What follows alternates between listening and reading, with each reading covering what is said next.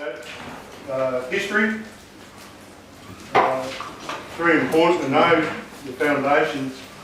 One of the first things I remember when I started reading law, if you don't know your history, you don't know your law. And also when you go up against corporations, you've got to know where their interest is, like who they actually serve, what their gods are. The best way to destroy your enemies is by understanding where they're coming from. You know? But at the same time, where you coming from, it's another. In the face question of a lot of people. I really put that in. Do you know your own story? And when people find that difficult, then that's another workshop. But anyway, the whole thing, when I came to 1966, Australia, that's what that UNITAL represents, the United Nations Commission on International Trade. So I've got this document here. Can everyone read out what I'm writing? I've got some really heavy stuff about the difference between bills of exchange and bills of exchange certificates. There's a lot of really subtle law techniques in the differences. So at the end of the day, sure, I can go up to a corporation and say to them, just go back and there's people in our community called judges, they can say, oh, I cannot, mate, not you, you're just a CEO of the corporation. And if they pull the bluff, and then they send a letter just say they've got the Local Government Act, they can do this under the Local Government Act, Section 182, whatever. Then you've got to rebut that letter with another letter.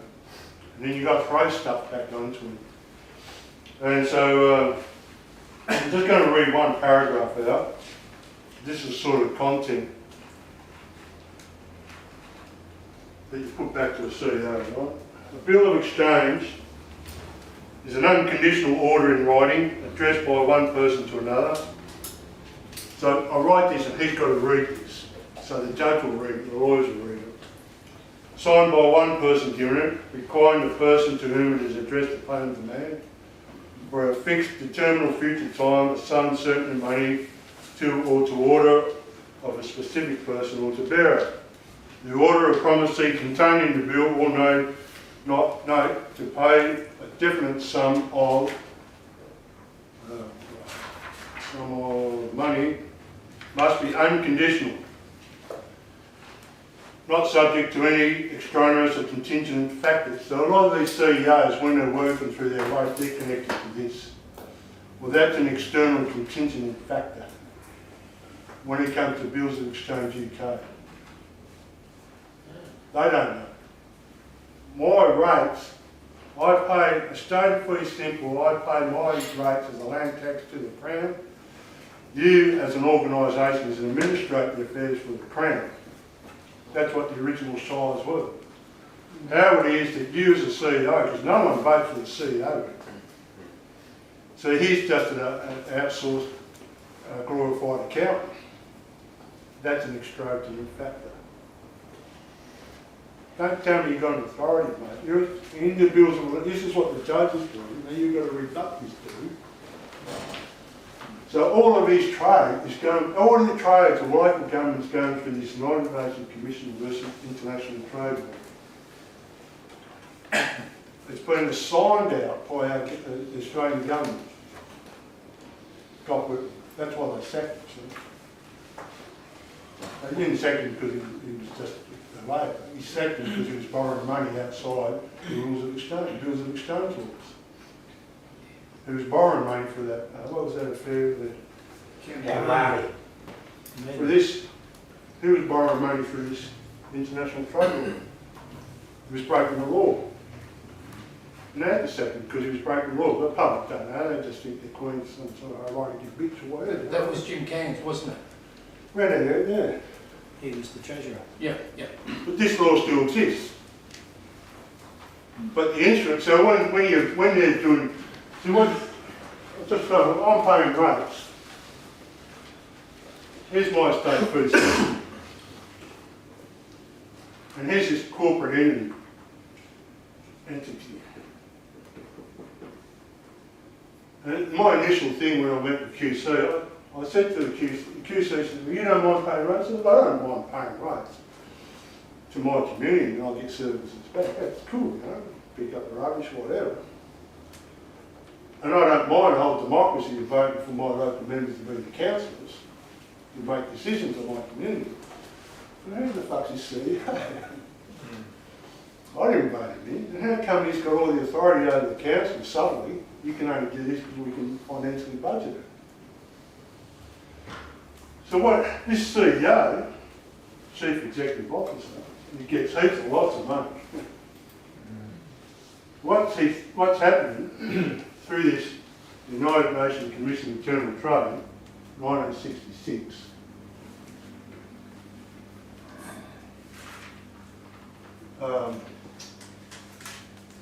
Vietnam War's going on. So all of a sudden we're sucked in the Vietnam War. Then we come out with this dollar. Well, it's a different measurement, isn't it? It's a different auditing. And then in comes the Australian government, Osgo, the kangaroo lineage title, and so these gentlemen here, the army. The chocolate rat. That's right. I know if you ever read it, he explains that very well. It's a coat of arms, but the thing is, when you've got the coat of arms, I'll get down here, it's who you register the coat of arms through is very important. So he's got this Australian government coat of arms. But is he registered the coat of arms through the United Nations Commission on Internal Trade Law, is he registered through the House of Lords or the British? Probably later. Well, he's gone through this, because what happened here, he's coming out, the first time in Victoria they created the Victorian State Constitution Act, they created that. But the Constitution Act was to serve them and not their own Commonwealth. So all the money's going on the different register platforms. Right? And that's when they started this whole local government initiative, yeah? So they had a referendum in 1974 to get local government part of the Constitution, we knocked it back. Or Labor Party, we had 186, we knocked it back. When Julian Gillard was going to run for Premier, Prime Minister, she wanted that referendum, part of her Prime Minister, but then when Rudd came in and kicked her out at the last minute, they dropped that referendum platform. Because they know by law, our land tax shouldn't be going on this loop. They're breaking the law. So this is my question. This is the hard-ass question. I'm going to Warrenshire Council. I'm paying land tax to this CEO. The CEO is going this way. And so, because then when we had, in the old days when we had councils, we had a mayor and every council had their own clerks within the shires. They handled the money to bring back to the communities, you know what I mean? So in modern Burgie up here in Victoria was Jeff Kennedy, closed down all these shires and created up these super council shitty things. And then come the CEOs. So all of a sudden, the CEO, especially through the local government, when our rates goes, it actually feeds that NASDAQ. The board market comes out of Chicago. It's a bond market. This is public. So our rates ends up actually paying off this war debt through this trade deal. It's not going back to the Commonwealth. So the CEO, this is the beauty of it, the CEO, he doesn't answer to our cabinet because he's an outsourced accountant, so he answers to a board of directors. So where do you think the CEO's board of directors will be? Huh? Banks, ex-politicians. No? America. No? Right, Geneva? well, again, we're in Europe. UN. And you can read this out. Draft cooperation agreement between the United Nations Education, Scientific and Cultural Organisation, the United Cities and local governments. The CEOs answer to their board of directors in Barcelona. Where do you think Barcelona's getting all those money for their soccer players? What does Spain export? Nothing. So, It's got the wealthiest football ground in the world. They're administrating your local government. So the CEO's board of directors is in Barcelona. That's his chief. So he's getting our land tax to pay this thing. So Messi can get a lot of money keeping Patrick's. How do we let that happen? Well, in Tokyo, this is good documentation. Film this. The only agreement in Japan. Can we get a copy of that, Ross? Yeah. But this is really important. How do we stop it? That's the burning question. Well, that is, isn't it? Well, it's huge, isn't it? What's the document called? Well, I'll read it out. It's a draft cooperation agreement between the United Nations Education, Scientific and Cultural Organisation, UNESCO. UNESCO, and United Cities and local governments. They call it UCLG. Right, so, and it's got, the whole thing's the Agenda 21 of culture. Yeah. So, our lives are 85% managed by local government, really. Everything, bylaws, dogs barking, leaving the rubbish bin out too late, these guys on that. So all these secret loans that you're paying domestically, well, it's not going back into our community by the Crown. It's getting filled in by all this, carbon footprint, we're all saving the whales, shipping and if you do it wrong, you've got gay issues or something like that. They just bring everything up. Anything to offset what's actually what currencies go along. And so it's all filling back into and so who's managing this whole European dollar? It goes through Brussels. Right? So America didn't sign that. Remember that. They're very much aware of what's going on. Because America was set on this, America was built on that Protestant Settlement Act. Remember what I was saying, the Protestant Settlement Act? It was really interesting. When William Orange became King of England, he created a bank called the Land Bank. And the Land Bank, the people who were part of the Land Bank, they were the first ones, the major plantation owners of America. That's where all the tobacco industry was going through the Land Bank. So it was all the white, Anglican, Protestant, Dutch, German people who were the first ones to put a major asset interest in America to the Land Bank. So that's the Republican Party.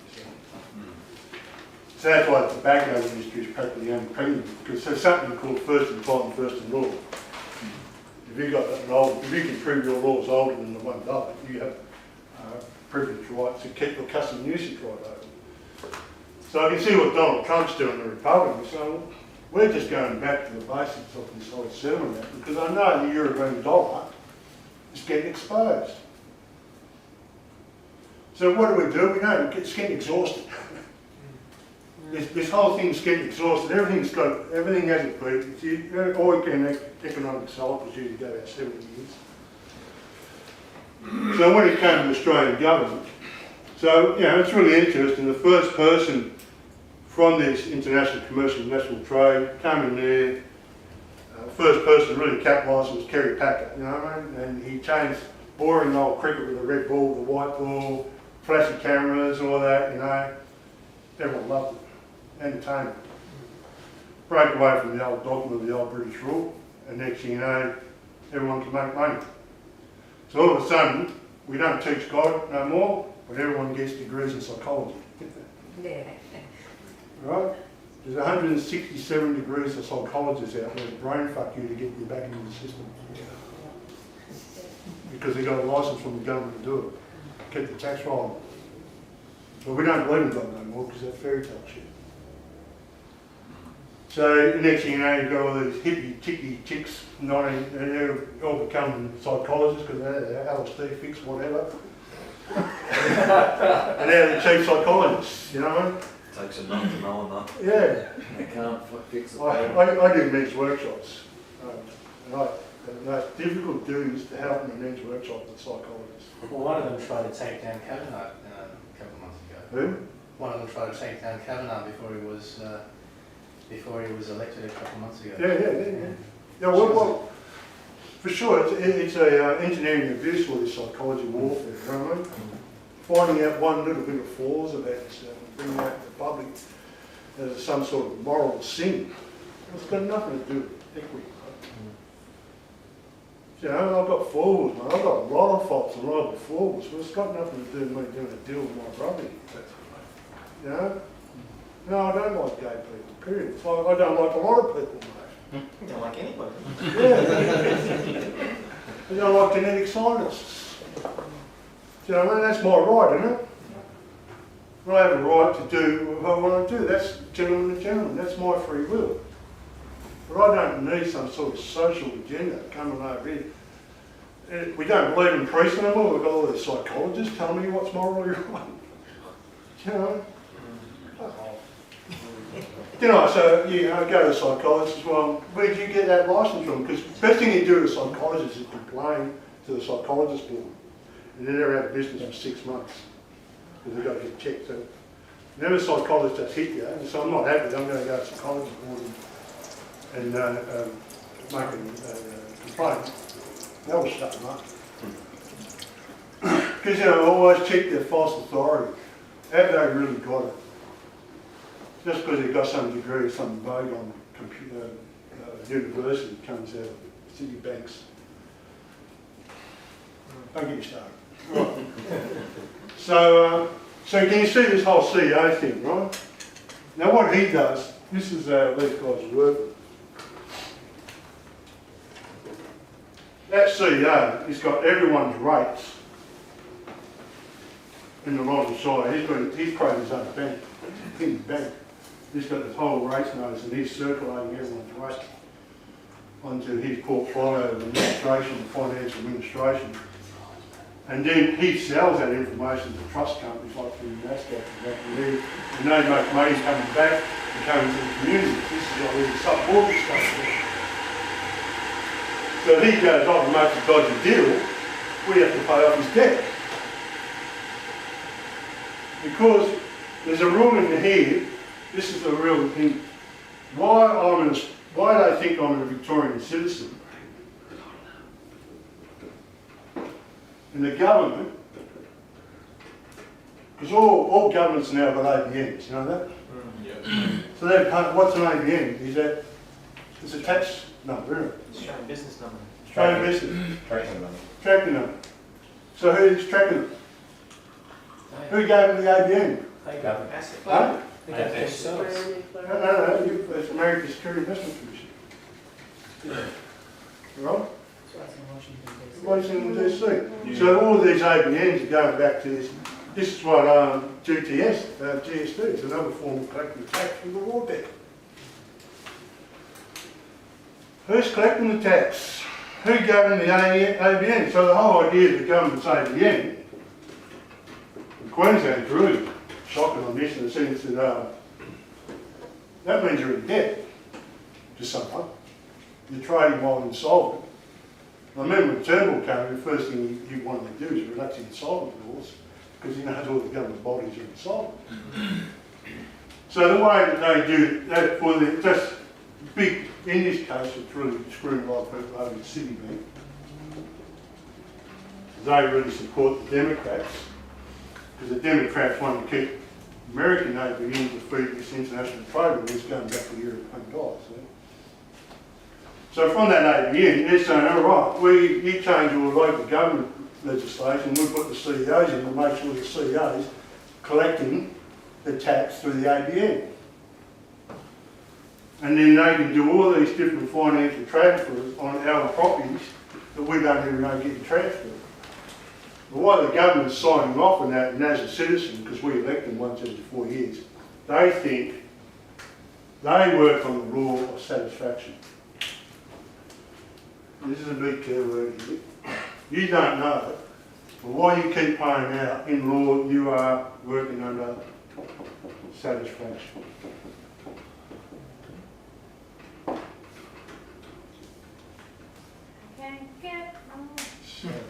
Right. Now, if you're not satisfied and you hit them, because technically, out of my satisfaction and my blind trust, and I just keep paying the bills because it's the bills in exchange, I don't know shit, I keep paying them. I am, in their terms, an assignee. Holder of value.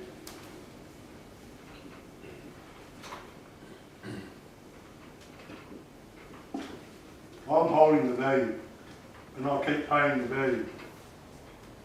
These CEOs are holding due course.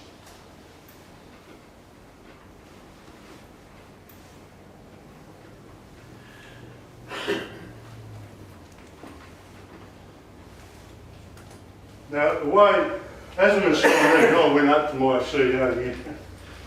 There was a CEO, on side, he had the lawyer there, the rates woman. And I'm putting all this, and they're looking at me like I was mentally ill or something. Their eyes are glazed. They did not have a clue what I was talking about. And I'm looking at this guy and said, mate, you've been educated 30 years not to know.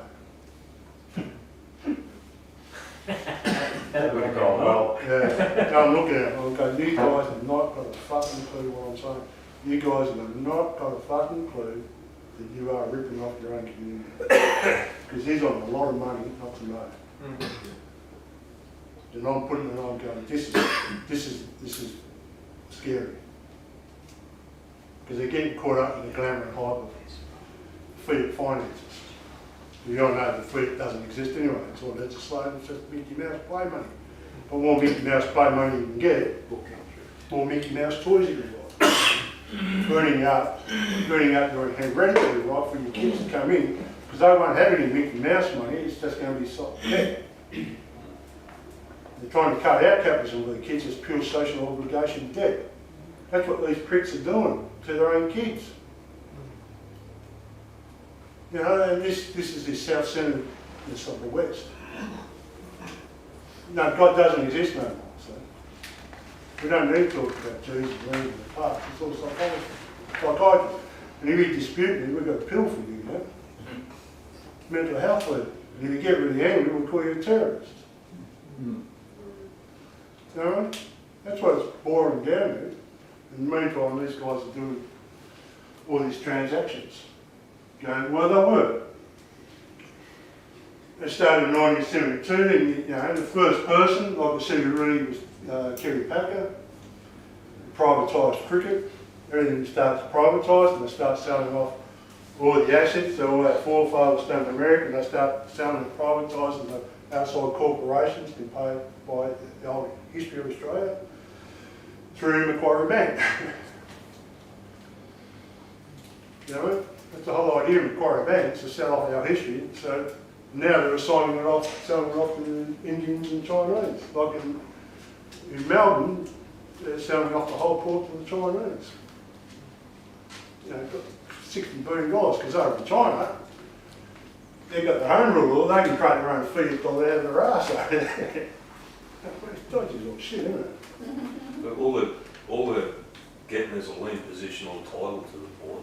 They're not getting the land, are they? Unless they come in and conquer the land, Well, that's the first step. I suppose. Yeah.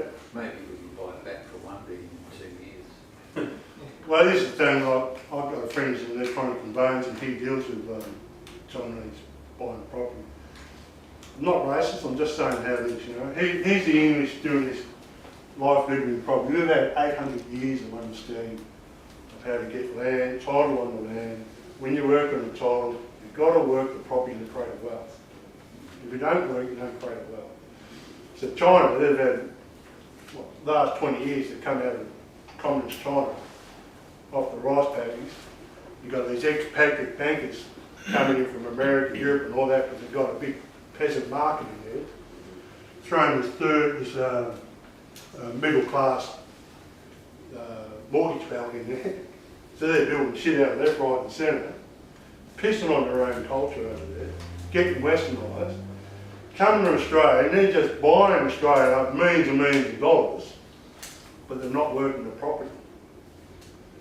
So when people rent from the Chinese or whatever, and my mate's a conveyor, they buy the property, and he's, as a trust conveyor, he goes back to the Chinese and gives them the bills, insurance bills, rates bills, and that, and the Chinese go, what the fuck's this shit? You've got to work to maintain the property, and they're like, fuck. Because they want to buy property just to get rich. They don't know you've got to work to create wealth. So, and sort of all the Chinese are buying, and there's a lot of Chinese buying, but they don't know how life living in property works. They've really got a short viewpoint of wealth is all about. So what's happening right now, all of the real estate prices are starting to go down. If it goes down, then all that investment's not going to come back, is it? I think someone's thrown you a furby. They're called real estate agents, Mr. China. You think you've been a smart ass buying our property, but someone's been a smart ass on you. You think you're going to get rich. You've been sold because the same thing happened to the Japanese in the 1980s. We're going to hit, this is going to hit hard soon. Over speculation. Everyone's just chasing bullshit, but they don't know the substance behind the bullshit. This is the problem. And they just keep building more bullshit, terrorism, anything. Keep people's fear, and even your fears getting sucked up into their conversion. It's an industry. Very clever. But who's doing all this? Where is it profitable? So this is, what you have on your estate of fee simple, is there anyone who hasn't got property? Just renting or anything? Right, okay. You have property in your story, right? Even if you haven't got land property, it's something that when you start writing poetry or you've got a song, there's a way you can turn that property, register that property as a financial future exchange, which I will talk to you in detail, so when you get down about it. So always, even if you've got a voice, because right now, this is getting filmed, and as soon as the film gets dated, it becomes a propriety, you know what I mean? I could do a contract and sell this, but I won't, because it's free, but you can understand, as soon as something gets captured, it's got a date on it, you've got your title, it's a propriety, right? The rest is negotiable instruments. So even if you have got no assets now, if you've got some sort of future development and you want to be strong, you can proprietarise it. And you can put it on certain register, but not on these guys' register. Because this is important. This guy, this is the whole thing. This guy, this CEO, through the ABN, this is the question, who has registered?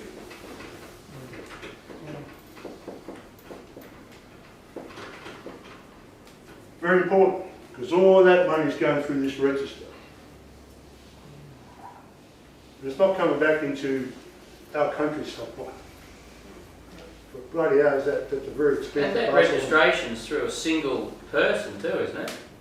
Well, yeah, if you've got you can create, right now, if everyone agrees, you can create your own common law and register it. Yeah.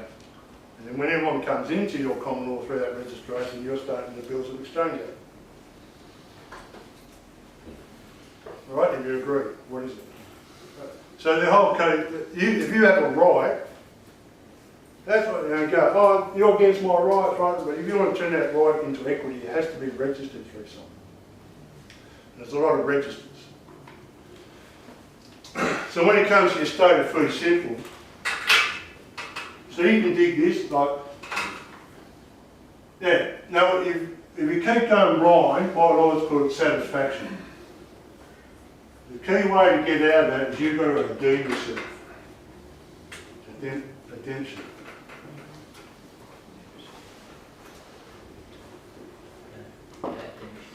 When you're a sinner, you get redeemed by the Lord. Someone else is doing it for you. Whatever you do the initiative, the aid is you're redeeming yourself. So the whole redemption is, if you want to get off their registration and you want to redeem your assets, well, you've got to redeem your assets on another registration, not on the same platform as he's doing. It's going to get caught up in their court. You really don't know what's going on. If you take on a CEO and he's wrong, just you're a CEO and you're wrong, I'm going to hit you. I'm like, shit, I'm going to go to the tribunal. And it's going to be painful for you, right? And the tribunal is part of the registration. And I pointed out that he's corrupt as all shit. And I'm going, oh, here's all crap, let's sack him and get another CEO in. But these guys, thanks Ross, we'll just change the deck chairs around with business as usual. You're gone, but you're a new CEO now. But it's still a platform of business interest. So the whole idea is how do you get your out of his registration and you redeem your estate and fee simple into another registration. That's the whole art, isn't it? How do you find your assets are going to another banking platform that he's got no contract with? Does anyone know? Very simple. What did I say? You go back to Gibson.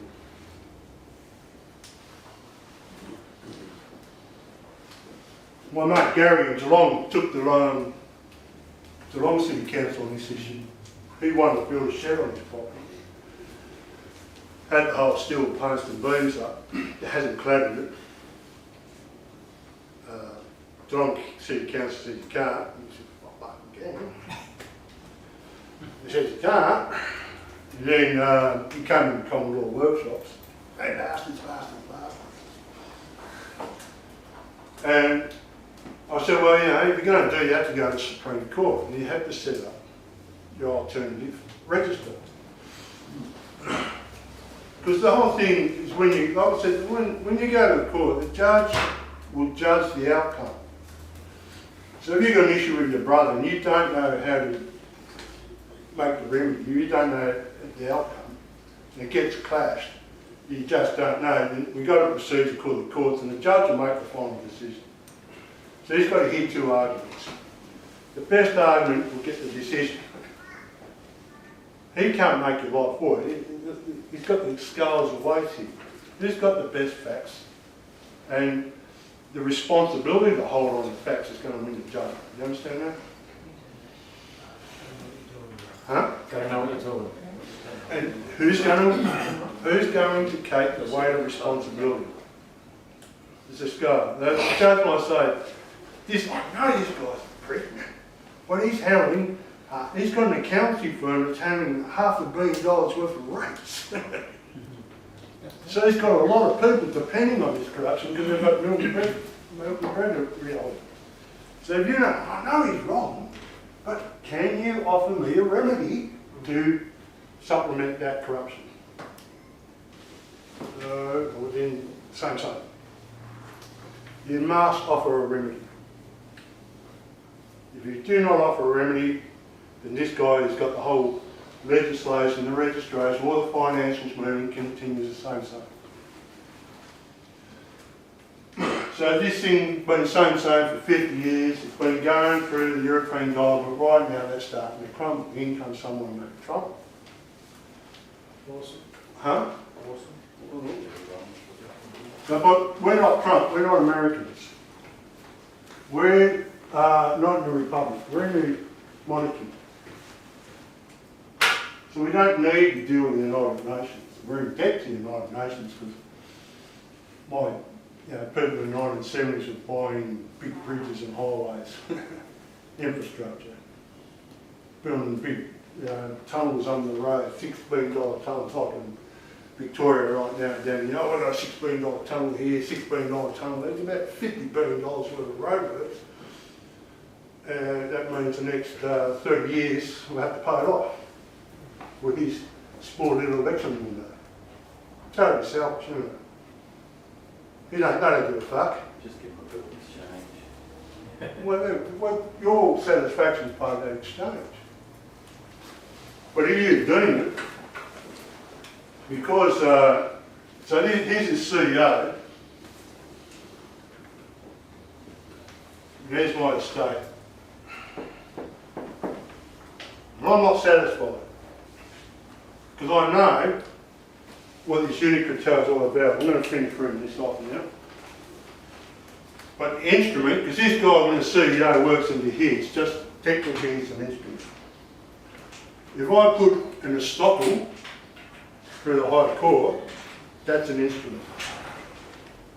My name's on the estoppel, so I would say that title today, that's my name, my title, in the world of negotiable instruments now. Say that again, please. My name, my title, my name, while I've got that letter of estoppel, now you're into the world of negotiable instruments. Because he's negotiating my name into this trade by a blind satisfaction. Because I going to football on Saturday, bet the horses, whatever. That satisfies this. But as soon as I say no, the key word is an estoppel.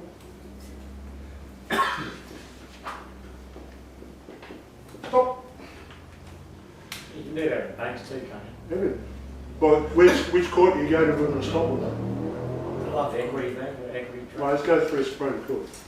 That's a Supreme Court rule. So usually when you're doing a stop, there's a process to do this. You've got to be smart. You just don't go out on wanting to stop.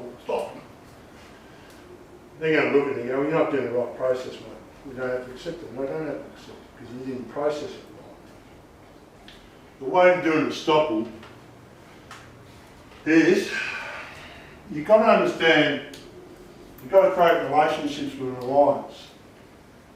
So when you buy, my strategy is right now, and I said this to my mate Gary, who took the Geelong City Council on. So we're working together on this. Now, what we're working together, I want to share with you guys.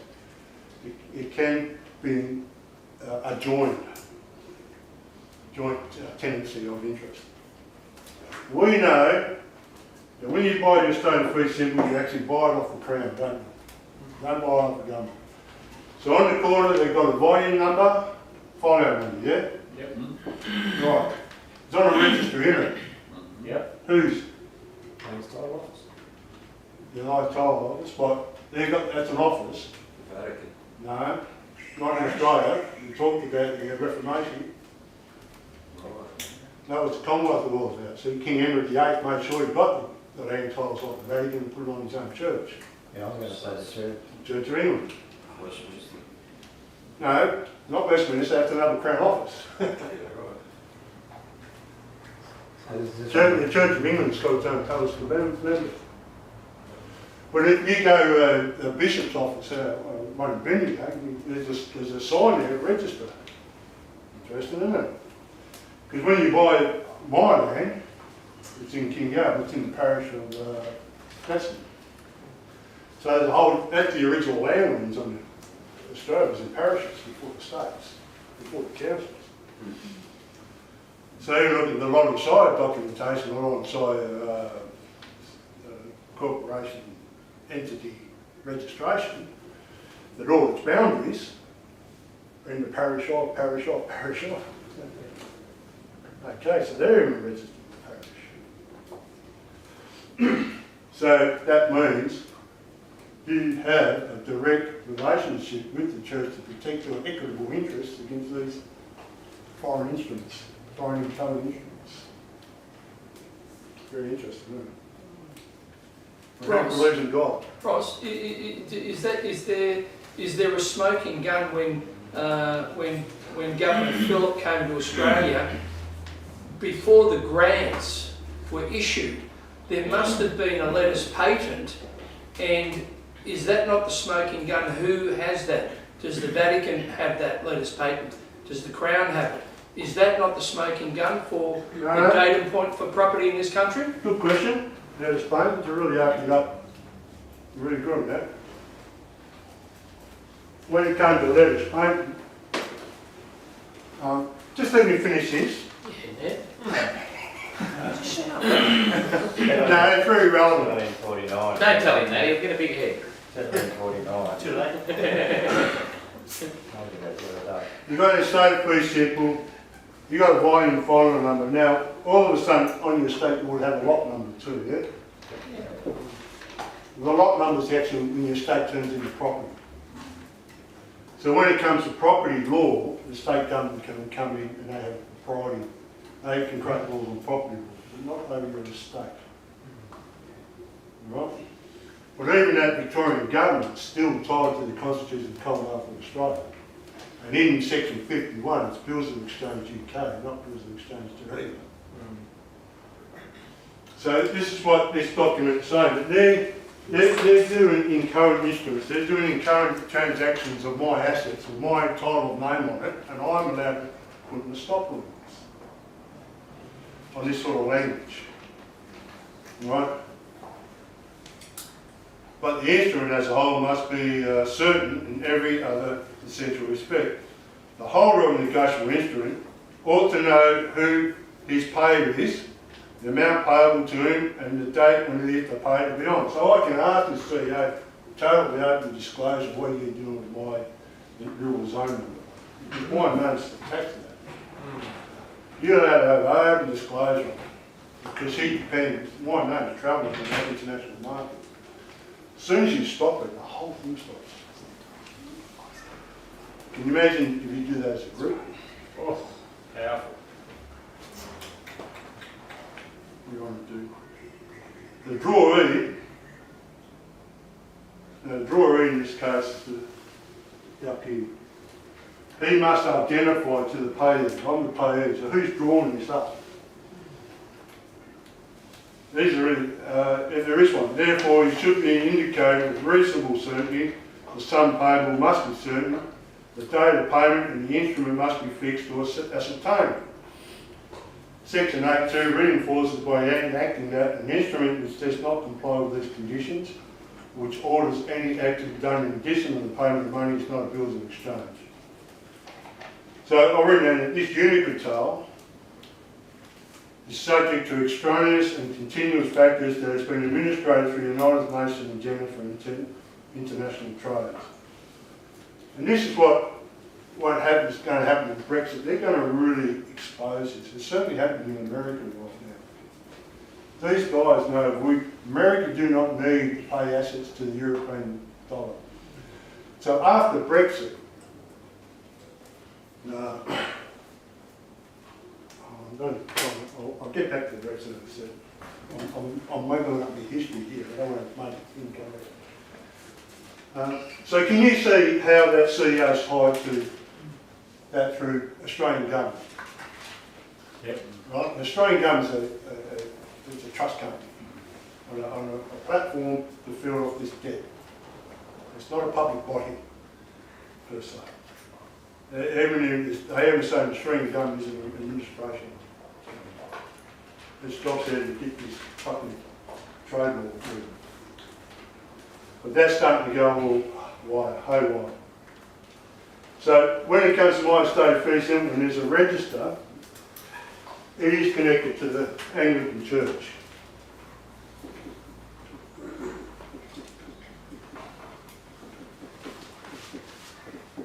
Right, and they have a sleeping giant administration that goes right around the Commonwealth. If there is one,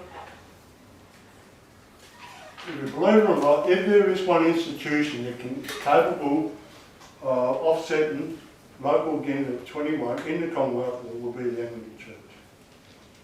Because all your land titles are registered through the parish. That is evidence in fact of contractual relationship. Now once you have this relationship with the church, and they will, by law, we have lined up this meeting with Big Bishop of Melbourne on this. I'm not going to talk to him until I want to become a Christian.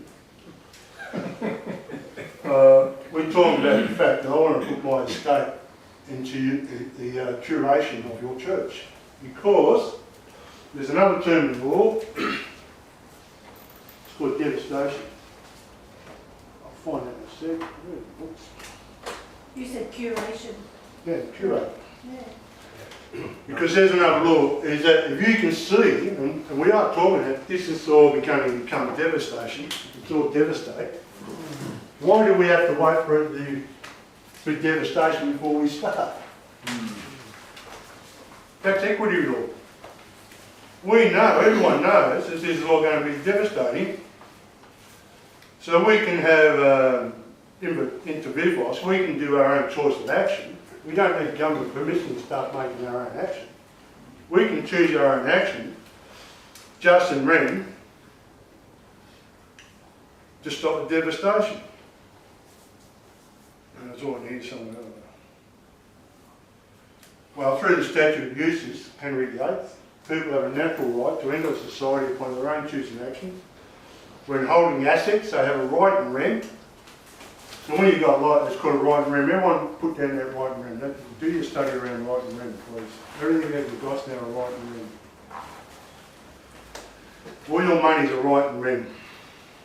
Your money. Anything that's outside, anything of your property is a right and rem. If it's your reputation or your character or your idea to a writing persona. If it's not outside, it's a persona writing. But anything that's outside, anything that's a thing, it's a writing remedy. When their assets are joined within a trust society, their right is called justin remedy. For the good against all, established the dominion by the doctrine of ad opus sum, ad opus sum. Alone only can convey his equitable rights to have profit and enjoyment of his acts. And if you really enjoy taking on that CEO, you have the right to enjoy that.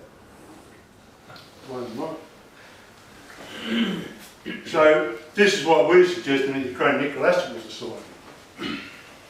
Spiritual one. It doesn't have to be an industrial one. Technological one. There's heaps of that shit out there. Based upon natural justice.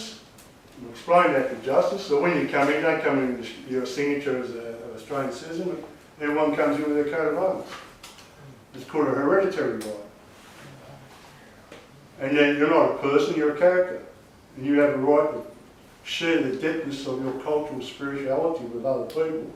And if you don't know it, then be patient with each other and help each other. That's similar to what Gemstone University did, like with their ecclesiastical society, and then they set up trusts under that. Okay. I've looked at it, because it's not based in Australia, I'm like, I get the principles. Sounds So, right. similar, yeah, it's similar, because that's what, we've got a group that we want to do something similar, so that we can do it. Well, it's great. One of the things I suggest here, look, you can create the green butterfly catching group, if that's your enjoyment. But the thing is, the big thing is that what do you all agree? What is it that you agree we come together on? Agreement's a hard thing. And then you just put out 10 points, like the 10 Commandments. There's your memorandum of understanding. There's your rules and regulations. Say, meeting once every Sunday at Ryan's place in the agreement. No. Oh, bugger that. Just lost an agreement.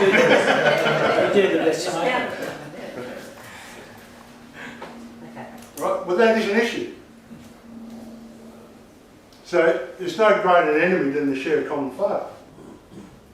And that's why you invited me up, because something's wrong out here and I'm trying to characterise, pinpoint, don't blame, you've got to really find out what it is that, don't worry what they're doing, it's what you're doing. And how do you do it together? Being very diverse strangers to each other, the first time I met, but you are human. And you do have this really rich heritage of law that you can be very unique and individual. You can be like my friend, what background are you from? Chinese. China. Sorry if I'm hitting hard on that. Wayne just broke his arm. He's a minority. That was the last. Well, the guy who I'm developing this one is Filipino. He's a Filipino. And he's a beautiful guy. And when he starts talking about the richness of his culture, and China's got a very deep, beautiful rich culture before the communist bullshit, you know. When you go into dynasties, it's gorgeous. They're very wealthy, beautiful people in there. And somewhere along the line, this materialism's got the patriotic, it's just American, Australians got it. It's not personally, it's just we get caught up in the material want to be rich, the disease. You know, it's like a locust eating everything up to get there.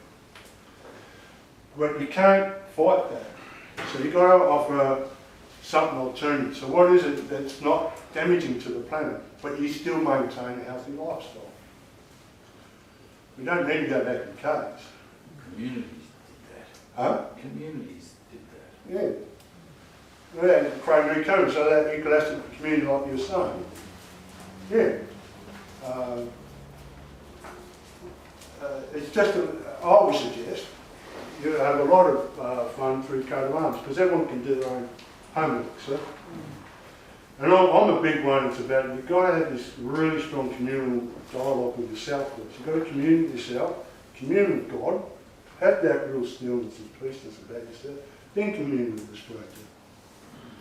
But if I say something that I don't know myself and he says something and I get reactive because he's hitting me, then I've lost it because I haven't got my own stillness. Well, I can't depend on you people to make me happy. That's selfish of me. So I've got to totally get my own shit together, and that's called sovereignty.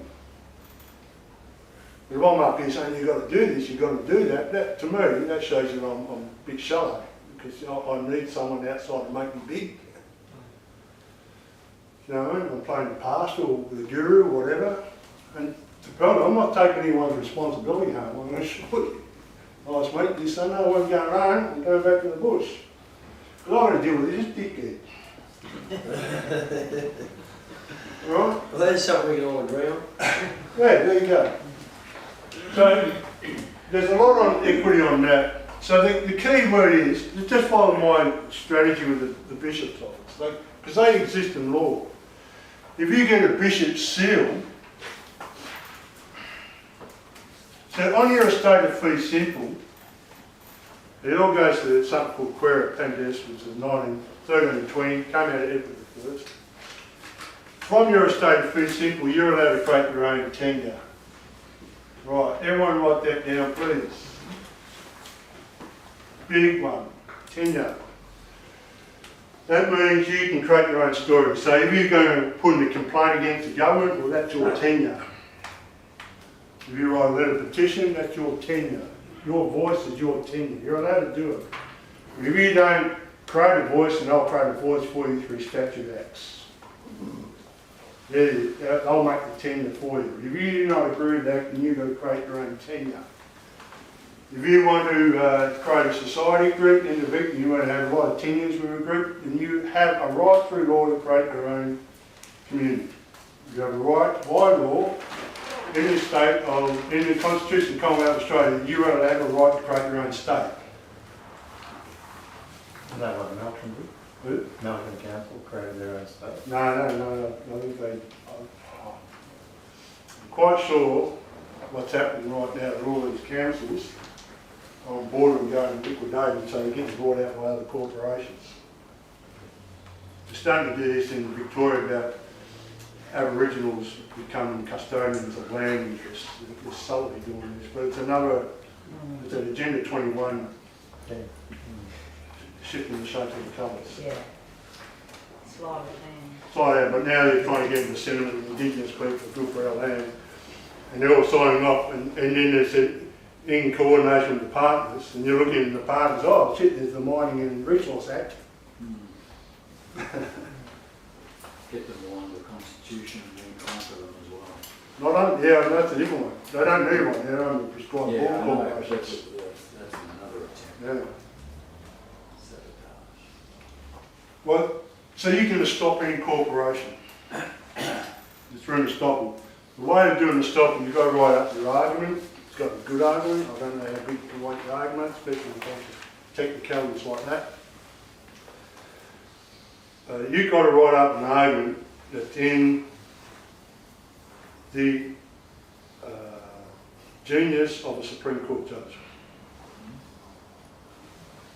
Because what happens when you put an argument, you go up to the Supreme Court, we've got our process, we have got a barrister in QC. He reads it, it's going to cost a lot of money. He puts his seal on it because he's got a trust company around his barrister's seal. You pay him a lot of money just to check it and make sure the other barristers can see flaws, you know. Then you go up to the Supreme Court and they've got a proto notary. He's a member of the Supreme Court chamber. Notary. Proto notary. He reads the argument, and something like this, you might pay $2.5 grand for him to read it. And if it's not up to scratch, if it's not in the language of the court, he'll dismiss it. You don't get your money back. But if he does read it and he stamps it, then it gets delivered to the CEOs, then they have to answer it. Then the bitch fight starts. That's the process. So we know, I know how to put in the stopper. I do not know how to count $500 million worth of assets, to be honest.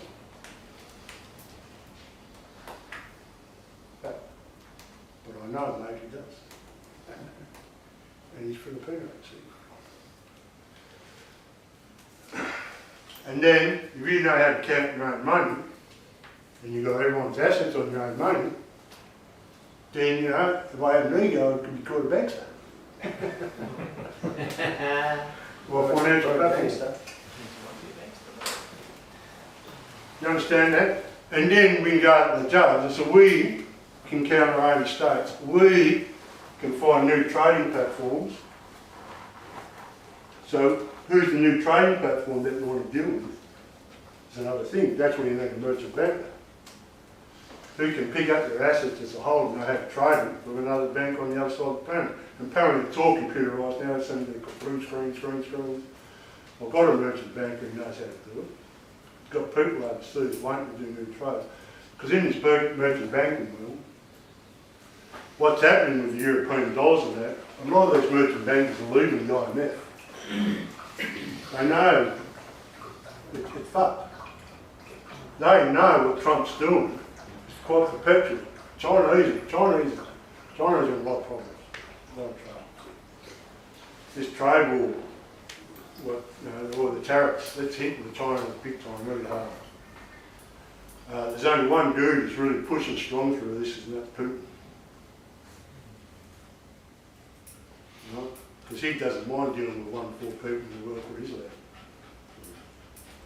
Where the West is stuck in the Zionist promise front. Then you've got the Catholics with all this undermining Jesuit stuff. So where are we? Yeah. No, we have to find alliances, don't we? Seriously? So what's happening here, this whole thing with Brexit.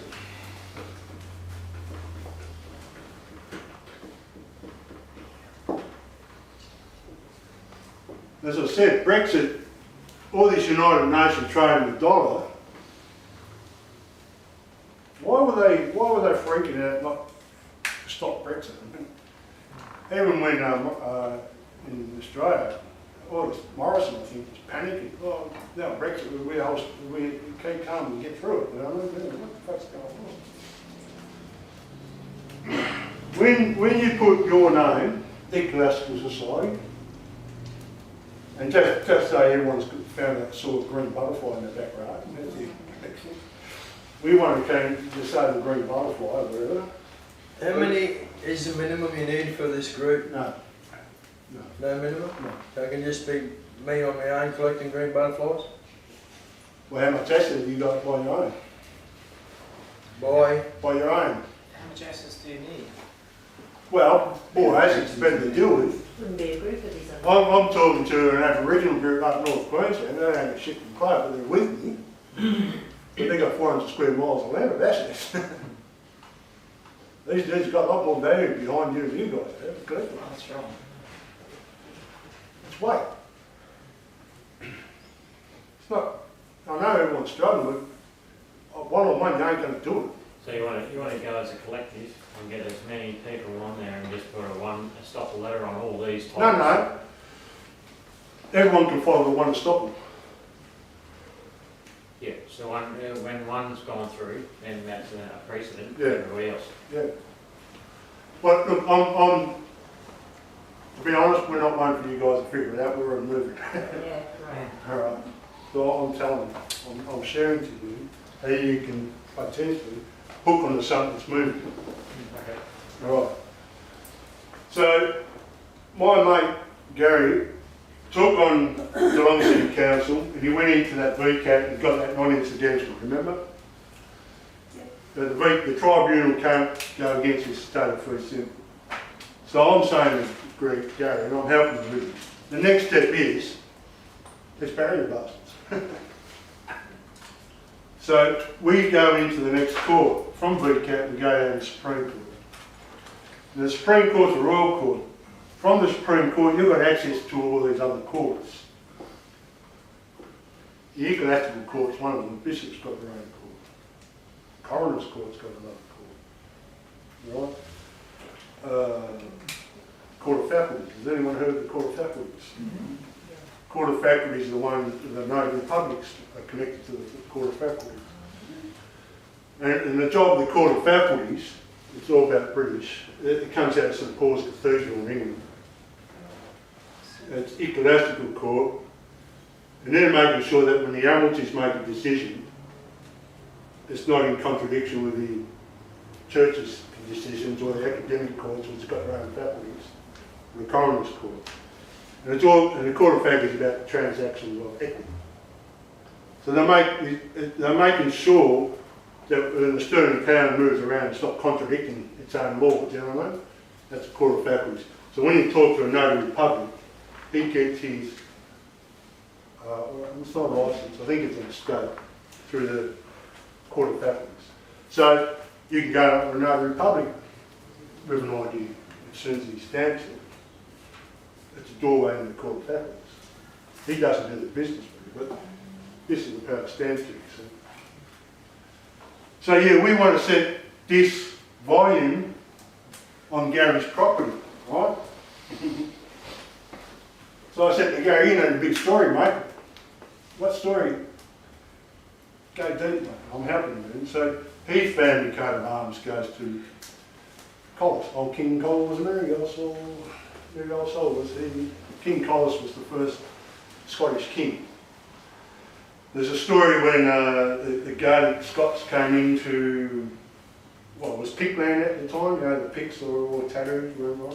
When the Scots and the Picts came together, the Irish Celts, Irish Christians, or the Colby Christians, they built Ione Abbey on the Mount Iona, on the old Iona. So they brought pen and ink in. So when the Celts were colonised in Pictland, the Picts and the Celts were full on warfare, yeah? So it was through King Gary's land, lineage, the Collis, that they signed up a Treaty of Innocence. It was the first Geneva Convention that the women and children do not get murdered in war. It was written up in Ione Abbey, Treaty of Innocence. Not many people heard it, but you see a lot of universities, it's a great study of historical treaties. So through King Collis, he wants to customise the Treaty of Innocence on his land. Right? I said, Gary, if you can get people to come in and learn about old Celtic history, Celtic law, Code of Arms has got this big shed, we're getting people converted, coming in, we're doing art, and I think right now on this planet, I think a Treaty of Innocence will be welcomed by women and children not to get murdered in war. I'd like to see that shithead CEO take that on in the courts. Especially when everyone comes in, they're putting their assets on our books. Through the Supreme Court, through the church, back to the sterling pound, got so far. Yeah. So right now, Silla knows where I'm talking, the Aboriginal box up North Queensland. They've got a lot of land. And I'll open up Marbo in a second. And they've got the big ass one there, Marbo.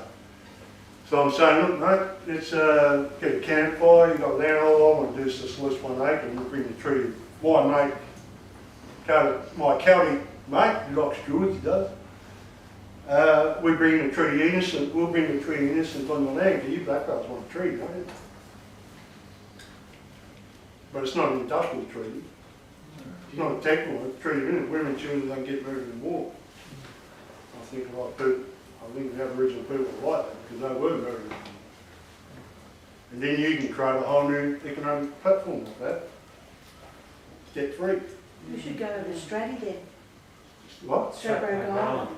I've been invited over there, but I didn't get there because logistic reasons. You can't swim. No, one of the frustrations with Indigenous people, I can, not race, with Indigenous people is lineal structure around time's not there. You know, the clock and what happens can be very expensive. Yeah. That's the first long walkabout. Well, they're great people in the heart. And they laugh at me because I've been up North Queensland and put a lot of money out to win and they're not fucking there. You go, nah, mate, it's just cost me $2,000, right? So I've got patience and trust.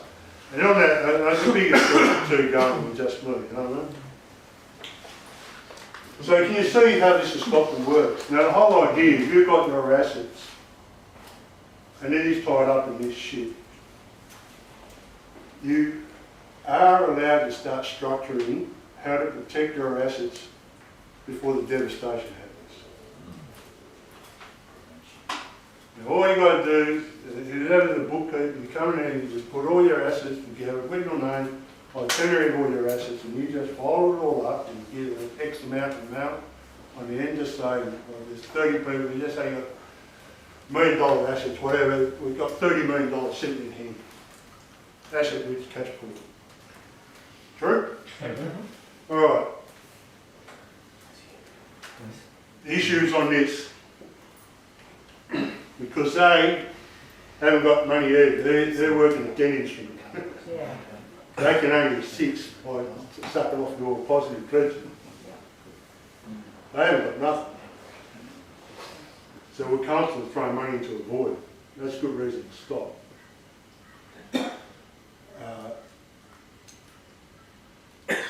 So you can go into here and you can create this group. Alright, I'm just going to pull this out here.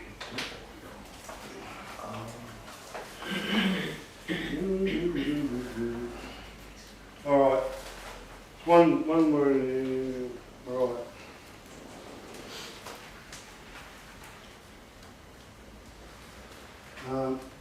So you can dig that, we've got to find another office. Now there's something, this is really interesting.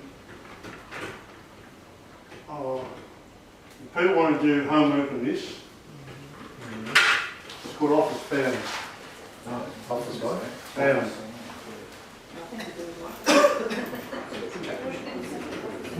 Down.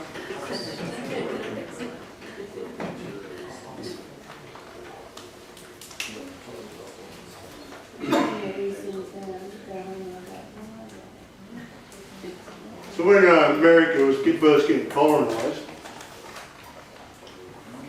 there was no government over there to administrate the affairs, was there? So what the Crown done, you can create your own office bound for an inquest for the Crown to learn from. So the first people who colonised America and Australia, they were families, and they created their own office bound.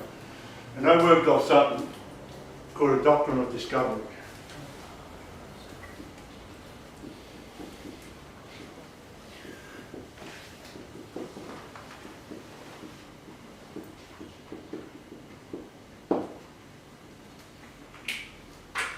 So when you look at this letterhead on here, everyone looks on it. At the top here, we've got a friend named Jeff, there's another guy. His family lineage goes back to the Welsh kingdom, so the Petty Kingdoms there. So his office found it was titled, it was hereditary title right, and his office goes back to 1376. Constabularis Castri Nostri Dilarum and Magistra Operum Nostrum.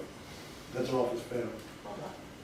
So when the judge looks at that, the first thing you do is go look at the letterhead. That is higher than the Supreme Court jurisdiction. They want to touch it. The Latin. They don't know Latin, the judges. It's not our problem. They could tell them how stupid they are, they wouldn't know. Well, I went to court once and the judge said, I don't know Latin, so well, that's not my problem. So well, you can uplift the county court. I said, okay, no worries. I'm out. If they don't know the law, you win through extreme privilege. But the thing is, because we've got this, and we showed this to the QC and the bishop, they're just smiling, because he's got, in that office, he has a Celtic church in there. There's a Celtic Christian. Well, the first Druids to become Christians, they were called Celtic Christians. They were still Druid. They embraced Christianity, but not this Catholic dark shit. Right? It was a lot more closer to their indigenous spirit at the time, because there was a lot of messianic recreation, prophetic stories in the Celts as well. You know what I mean? So for them to hear the story of Jesus and the resurrection, that wasn't so troublesome for them. They certainly didn't put the nails on the cross. You know what I mean? So Glastonbury was the first church to absorb Christianity. The second one was the Church of St David's in Wales. So his family lineage goes back to Church of St David's. And this is about 400 years before the Catholic Church. So it's first in time, first in law. Now in this church, when it comes to the Celtic Christians, the women they were priestesses. The priestesses were well, they didn't have to wear pants to become priests. Very attractive women. And in this they opened up the whole Avalon Anglesey, and in this it takes 9 women to create a court. And now we're going back to the court of law. So that's in this ecclesiastical church. So Gary, who's got this Celtic church and Tree of Innocence, we're marrying that together. So how we just get kicking ass, isn't it? Now most people don't know what they're doing. We don't expect them to know what to do. Do they play music or do art projects? We can teach them through the art on the bigger beauty of their own images. But when they share the stories, we'll grab the stories of proprietary and we'll register it on our office found through the doctrine of discovery. And we build. We're not trading. We're not trading yet, but we're getting people together who want to do something different. Individuals. Doctrine of discovery. So we're doing that. We get a lot of interest in it. With the Aboriginal people, I'm getting them into it. Because they're all digging this, and I'm saying to these guys, you're an Aboriginal. Technically you are an Aboriginal, you'll be on contract. So the only way the government can deal with you is through welfare. They can't do a contract with an Aboriginal. They can set up prescribed board corporations and deal with you through prescribed board corporations, where they can't deal with a private person, Aboriginal. So I said to them once, we were Aboriginals, mate. The ones in law, the Irish and the Scottish were Aboriginals because they weren't part of the English court of law. But the way that they've done it is initially we used to come together as Celts and we had our shields and we would fight on dragon versus bear, you know what I mean? Just fighting like that. And then when there's a fight on welfare, all our tribes come together and we put our shields together in a circle and that became our kingdom. We weren't fighting each other, we didn't know anyone, it was coming to kill them. So the coat of arms was the first identity of spirit into form. So I'm saying to the Aboriginal people, mate, you have to, I know you've got a very rich stream-time story, but when it comes to the white man, it comes to equity, they need to see evidence of fact. And you can't go into the court calling yourself an Aboriginal because I can't deal with you. But if you draw your coat of arms, you know how, and you put your spirit name to the coat of arms, then you become evidence of fact, then you become a people. Then our office found can do a contract directly with you as a people. Custom and usage law. This is totally what's writing the whole doctrine of Marlowe. Not in Native Title Act, but in Marlowe. So they're doing it. I've asked them once, they're just fucking brother, they're painting left, right, centre. Because they know they're totems. They've all got rich stories. They're connected to the land through their totems. That's not a problem to them. When I go up to the white people, watch your totem, watch your story. Yeah, my God, man, you don't know. You've been civilised for 2,000 years, haven't you? That's what you forgot. But you know how to industrialise and destroy the environment. You feel guilty. You get wealthy, you can pay a lot of tax. You know that, very efficient. But do you know your own soul, your connection to the land for your spirit? No. I might be doing a bit of homework after this, but okay. Well, I've got someone who does art doing workshops for you pretty soon. I do have... Over here? well, this is my good friend Sarah here, so I'm negotiating with her. Put you in there, don't I? Just put your number on the board there, Sia. Huh? Sia, just write your number on the board. I just want to, I met Scylla up North Queensland with the Aboriginal one. And Scylla knows, remember we've done that snake? We were talking about Aborigines painting their totems on a petition. Because they can't do it one by one, but they can do it as a group. Now what the whole thing of Marble, and I'll explain Marble in the next section. That crown protects the Indigenous people directly from government.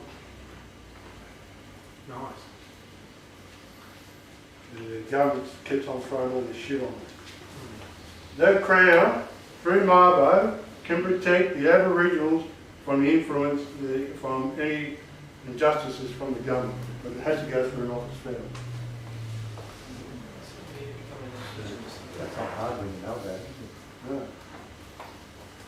Ross, when you talk about the court or Crown, are you talking about what Crown Corporation out of the City of London, or are you somehow taking us back to Yeah, the real monarch? yeah, real well. I mean, this is this whole thing. When you go into the courts, you really got to lay down where you want your determination of law to end up. So yeah, you got to, I know the Admiralty Court, or talking to this banker dude, I said, mate, for fuck's sake, do not end up in an Admiralty Court because you're just going to make Jews and Jesuits. Right, it's very political. But there is a court of Chancery. That's another court. So how do you get in there? So I'm talking to this guy, through the doctrine of discovery. That's what we're doing right now. We're just discovering. And once you get your seal, your coat of arms, you can have fun. Don't get really hung and perfect about it, okay? That's not the issue. A lot of people get really caught up. I've got to get all that story like that. Don't worry about it. It's instead of just giving your signature, you give your seal. You know what I mean? And if you give me your seal and I'll come up and meet you and say, Ross, I really don't know this story. It doesn't matter. I've got a lot of patience. I'll help you do this. That's who I am, you know? So it's like with my mate Gary Collis. He's got nuts. He stood up against Geelong City Council, off his own pocket. And he got that non-incidental. He really can't sort of do. He came out and said, well done, Gary, you're the first person to actually done it.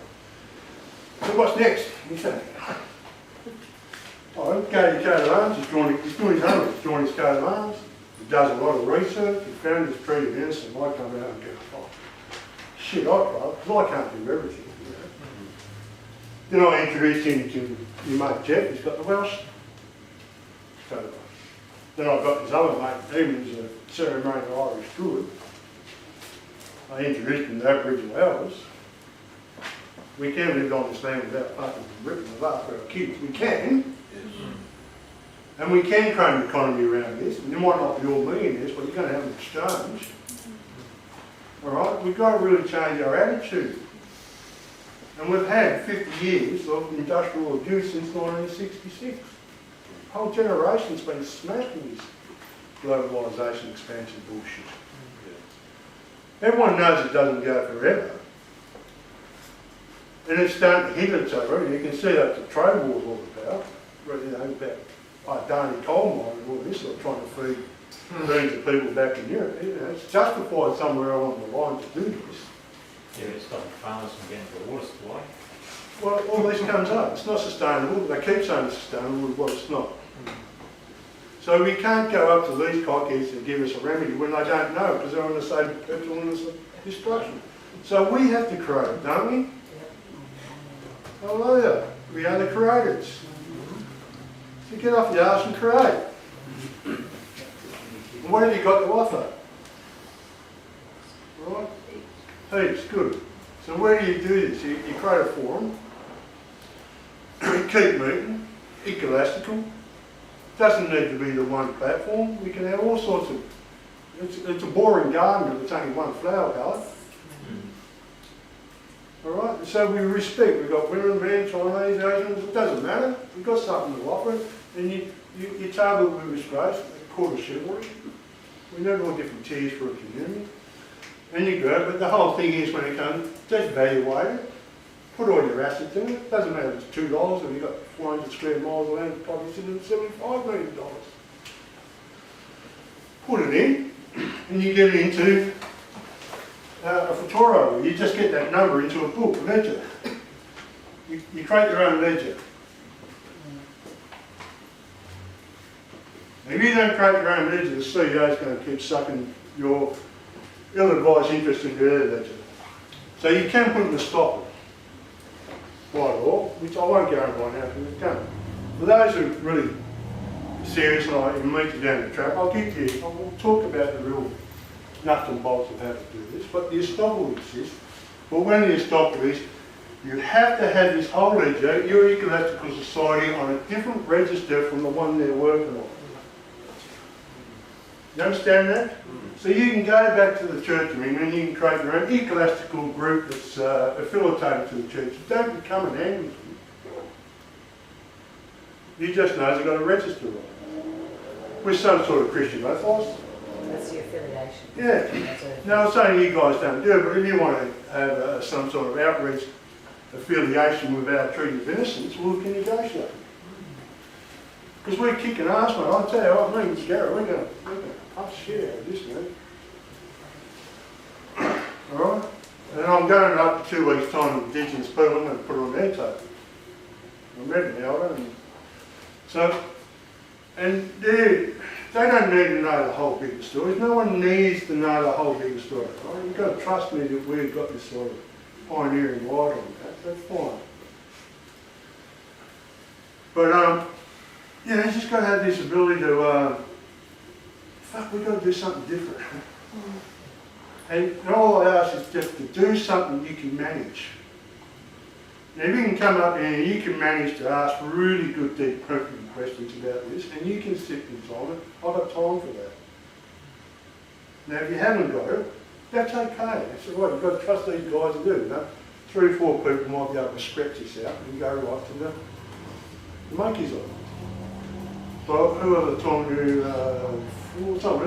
I said the real thing is that we might, I've got this other program, this is my art journal workshops. It's kind of like a journey, and this is how I'm going to meet with Indigenous people. I had an Aboriginal able to do this with me.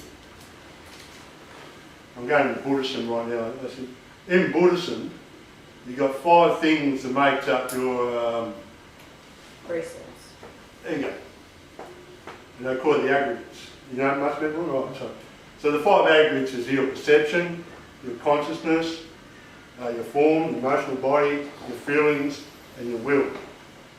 So when you see something, and teenagers are really like this because they're growing. When you see something, you just start crying. You don't know why you're crying. Because what you're seeing and what you're feeling is out of whack with each other. Or you see a lot of businessmen who've got all these great ideas, but they're cold-eyed feelings. They don't know, they've got no feelings, you know what I mean? So when these aggregates are out of whack, you're in samsara. So my art journey is that I ask you, and you've got 5 poisons of the mind you've got to deal with: your habits, your anger, your pride, your ignorance, and your jealousy. So my workshop is that I'll ask everyone, what's your habits? And that's a poison on the mind. I'm a bricklayer, or I'm a carpenter, or I drink too much, or whatever. That's cool, mate. Because you're actually trying to find your own nature and your own habits. And once you see your habits, you start perceiving yourself. So right now, I'm talking to 30-odd people. I've got 30 perceptions at me. They're all relevant. So I have to respect that, you know what I mean? So you've got to tell me what your world is. Well, you've got to tell everyone what your world is. Then, if I'm telling you the world, you don't know my world, and I get really angry and frustrated. Well, the anger is, what can't you fucking find? It's pretty obvious, brother. I'm not respecting your perception. So going further deeper, that when you get angry and you sit in your own bed, and you think, oh my God, everyone's got a spirituality. So it's still God is obviously different from my Celtic God, because there's a different culture and different nature. So we talk about our gods, you know. And then the old ignorance is then you get, my God's better than your God. Well, Presbyterian, you know, it's just, the whole thing is that's just purely abstract. So the whole thing is, where do you go when you stop arguing? Where do you go when you start saying, this is too much, and then you go into your emotional body, this is where you're going. And so what happens in your emotional body? You hit the drink, you take a drink, or do you do art? This is where you create from, is in your emotional body. It's not where you think or God is, it's from your gut. So if you've got an emotional body and it's different to someone else, and your pride comes up, and this is a big problem. I've been working so hard on this law, I don't want to go, it's just Bible, mate, I'm just talking shit, I'm not dancing yet. And once you drop the pride, then you go into feelings, and that's when you're supposed to be happy. We're supposed to enjoy this. Then we can dance together, real feeling, not just caught up in the abstract. Then we go into the will. And then it's in the will, we will put you onto our treaty of innocence. We don't want to deal, so it's a homework to get on there. It takes a while. I do men's workshop, it takes me 4 days to go through doing all that. And I've done a workshop with one guy there, he's an electronic conveyancer, and he's the one now helping to create this financial platform. Because he won't deal with someone's pride. I am not going to go and handshake with someone and move someone's assets around for $10 million if I know you're holding on to some bullshit pride, mate. I've got a choice. Right? And if you're just too caught up in all these great ideas and you don't know how to move a woman and meet her with grace, I don't want to meet this. That's on the level when you come up. Because when you start talking on big bucks and you're dealing with a community on a big scale, you've really got to get your own shit together. Because this is the thing called responsibility. All right?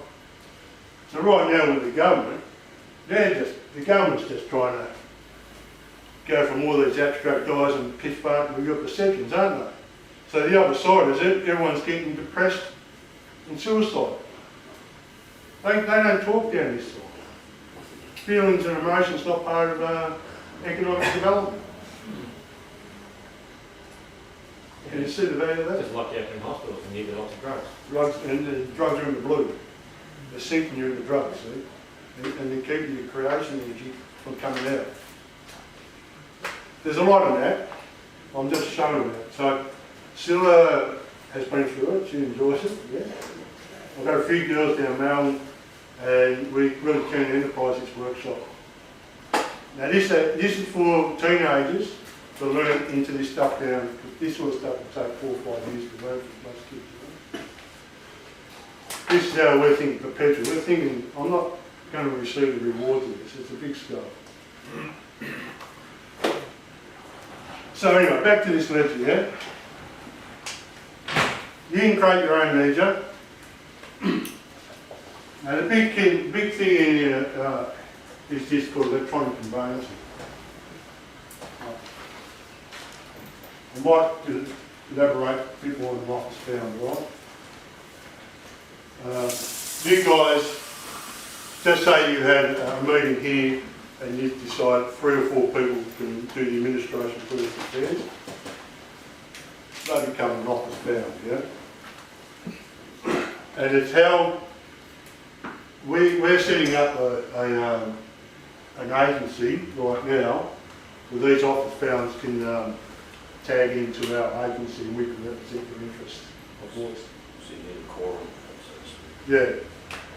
So, because we're not up Queensland all the time, you know, so this has all got to be done electronically and paid now. 2002, after the September 11, the World Trade Center came down, they created this act called the Electronic Conveyancing Act, that all property has to be electronically conveyed. So my mate, Rob Philip Payne, is a professional electronic conveyor. He works for a company, he moves all the assets through. So it's a skill. These are the guys that are now conquering our planet. I think he's about 1 in 40 in Australia on his skill of electronic conveyance, right? So we can electronically convey everyone's proprietary right assets onto this electronic conveyance. We can hold it in our office there. We do have this really wild guy merchant banking can pick that whole value up and move the value as an exchange. That's when bills and exchanges. That interest financially accrues and returns back as an investment back into your own pocket. is that a trust? Yeah, the trust is. Same principles of trust. Same. But this one, unlike the CEOs, totally open disclosure. Everyone says to pay a trial, or they're trying to try. Is this equivalent to, let's say, a public record like UCC? Well, we're going away from the UCC. Yeah, I know, but that's Yeah. part of Well, the equivalent. yes. We're on the border front of the exchange. Now, the beauty of this, everyone kicks arse on it, when it comes to Treaty of Innocence, the Celts had a calendar that was a 13-moon calendar and not a 12-month one. So we're keen to open up a 13-moon calendar. Right? Just add on to the innovation, we destroy the Roman Catholic Church. That's not the time. Time. What is time? Time's an illusion. Time only exists till we give it consideration. We all agree, come up in 15th to 16th of November, we agree we should pray the time. Except for Mark, he comes up early. So can you see the creative magic here? Yeah? So what do you want to do? You're the creators. Yeah. And so when these dudes with the Agenda 21 keep on throwing the letters to you, I don't know the art of the stop or art of the obeying. Do not argue on their principles. You've got to supersede them. So we are creating on something above you, on the forewarning. Sooner or later you are going to implode, and we're making sure we're not going to implode with you. You can put that as a notice into the judge. Then you've got to educate the courts through a certain language. That's an inherent instrument. They're not actually tied to our constitution kind and they have to show the evidence where they are.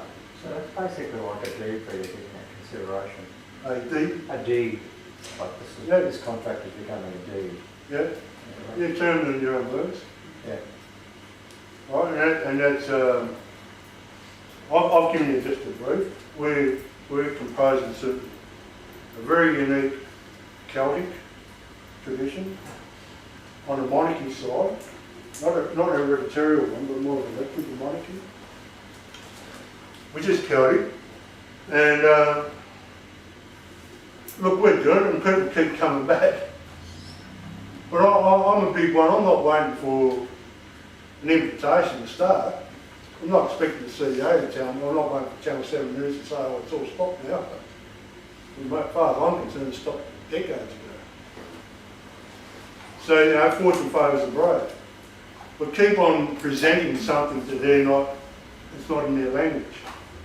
And this well, and so what I'm doing, and I went up to the QC and said, look, I'm not inventing anything new. I'm just reposing what's already in the law courts. So whenever it goes to court, it's already there, so I want it, right? Because all these guys are working on some sort of future engineering investment package, you know? They're trying to trick you that this is the whatever. Way of the future, not Way of the future, yeah. Sustainability, all this sort of shit. Face of humanity, I don't know, whatever it is. It's nothing but it comes back to Mother Earth. And it's not happening. You're always doing these great promises, but you walk around and your kids are distressed. Your kids, and going out there, next thing you know, they can't see how they can get a home in the money market where all the properties just, and you've got this Royal Commission on these banks that everyone's corrupt in there. It's insane, isn't it? Yeah. What do you mean? It's not just the banks, it's the CEOs of Commercial work. councils. Oh, well, I mean, when I look at those, here you've got a Royal Commission in the bank and all these financial platforms, well, the government's legislated it for them. They couldn't do it, they've got some sort of legislation to do it, i.e. Local Government Act. So, you know, yeah, it is. Well, that's what I went. So I've got a mate who's financially Collins to it, and they know that's always been a tooth title, because that's was run by Goldman Sachs. Guy was running that's Goldman Sachs. Wherever there's devastation, Goldman Sachs seems to come up, don't it? Yeah. But don't mention the Jews, because remember about the Holocaust, you know. We won't talk about Palestine right now. No, Fuck that. that's not Yeah. politically correct. Not politically correct. I don't want to go back to World War II. Remember the Holocaust, you've got a Jewish problem. I don't have a problem with Jewish problem, mate. I've got a problem with arseholes. I've got Jewish friends. Right? That militant Zionist shit, not okay, mate. But you've got to kill it because they killed it. That's a fact. Sure. You know what I mean? That's just pure fact. But then they bring all this emotions, bargain on it. Anti-Discrimination Act, the amount of evil that's going on in this country, but we have to pay for this. Don't mind way out to golf with the CPA management. Is it, how you dealing with the Royal Commission? I always send out the apologies and she's like, so once it's finished, it's business as usual. What Yeah. yeah, I know you make Rob saying that there's a lot of barristers and solicitors, because while the Royal Commission is going on, we're going to close it up in February. So it's an open disclosure. But once they officially close it, all the barristers have got their information. I reckon after all these private companies against 101 private suits into the banks, you know what I mean? They've got all the units out and over. Oh, they're all clients. Yeah. And this is where I was saying we're worrying before is March next year, March 28th, Brexit opens up. The sterling pound trade opens up. February next year, the Royal Commission closes down, so everyone's just going to hit it's going. So for me and me mate Rob and this bank, I said, look, I don't know, I really don't know what's going on. We just got to be encouraged enough that we trust our own innovation, our own initiative, and let's just go, let's develop something really strong that when the shit hits the fan, we've got something to offer. We were in the centre of the shit. We're not on the wing spinning.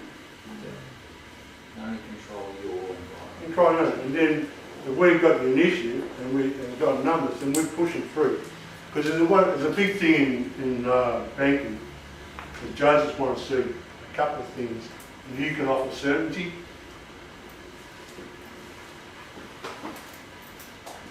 right?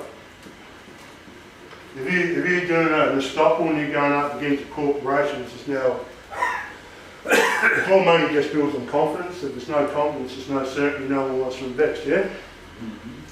So if you're going to bring a ledger in, they want to know if you have got certainty about what you're doing. And that certainty is, at any point you go to these destination marks. Destination.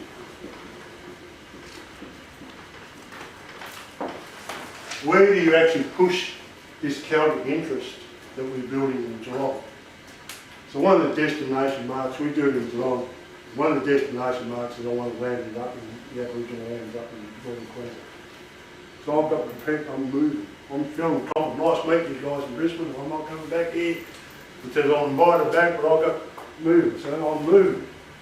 Usually these guys keep the lines and doing something. Not expecting to get. And I get up there in North Queensland. This guy's, what's happening, Ross? Well, geez, I've just got a bunch of group back from Brisbane. They want to invite me back or whatever. And you keep that whole momentum and movement, create that confidence. But you've got to show in the courts where these destination marks are your interest.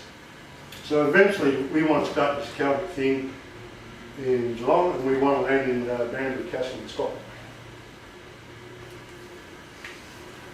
So my mate Rob is helping me out in the Philippines. Well, maybe we'll go by the Philippines, but we've got to get up to Scotland. So I want to go to the Aboriginal people up North Queensland and say, mate, I'll help you get the land back, and I'll talk about Marvo in the next session. But if I get the land back, I'm not stopping there, mate, because you guys have got to help me get my land back in Ireland, mate. It's bloody cold over there. I said, that's the deal. You bring your digits, whatever. You guys, I'll help you get your land, but you guys will help me get my land. I'm not just going to stop you because that's the next destination. That's going to increase your asset ability in terms of what we're talking about in the growth of the. That's his destination. Yeah. Yeah, people roll on it, you know, because it's confidence, it's a strong story, there's an ancestral history in here. But you know, we're not just carrying any Dutch making hippies here, we've got to say, where's your coat of arms, do you know, because you've got to roll with the strength. You've got to be part of the group, and you've got to offer something, you've got to be able to cater for your own position in this. Everyone in this room I know has got a strong story. You might be quiet in disposition, you might lack confidence. I'm a confident dude, but I know one-on-one around the campfire, I can encourage that story out. Well, that takes time. And you'd be surprised how beautiful this story is. To get it out to the surface is one thing. To get out to a public and share it out to another audience, well, that's another non-target personality. You know, but please, do not underestimate that you have got something very potent like it. Really. You know, look, a good example of J.K. Rowling and Harry Potter, you know? Phenomenal story. Phenomenal story, there's so much in that. The lady who wrote Outlander, Gibaldi or whatever, you know? Great way to bring out the college history. If you buy some sort of ancestral history, you don't need to go back and walk around in Scottish kilts in Australia, you get locked up. Well, you've got to be smart, you can modernise it and make it relative to the psyche of what people need as, to solace a pain that's happening right now in Australia. So when Gary pointed out that treaty of innocence, I'm like, mate, I don't think anything big is coming out right now. Yeah? And how do you stop women and children getting murdered in the war? Stop financing the fuckers. Right. You know, and stop being in debt to them. Stop paying for it. Well, you've got to expose that, so That's people don't know this. No. They People don't don't want want to Out know. of Texas. Hey? People don't want to know, they want Yeah, that's right, they either don't want to know too hard to Yeah. cope with. Is it the truth or did you read it in the Courier Mail? Oh, that is the truth. Well, the thing is, like, is 1/3 of people want change, 1/3 don't want change, the other third watching TV. Yeah. 1/3 of what's in TV. Oh, they wouldn't know shit about it. Well, that's just the way. Look, no, this is not for everyone, obviously, but those who want to do something, we're allowed to. So it's choice and that's always now. Yeah. So one of the things from a development from that estate is very simple, and I can talk to this in fact, you come to group from that land, we can turn that estate official into a university. Because the university is own social structure, it's not part of the populace. So within the own university, you can create your own finance. Oh, is that so where the General University gets its, thing?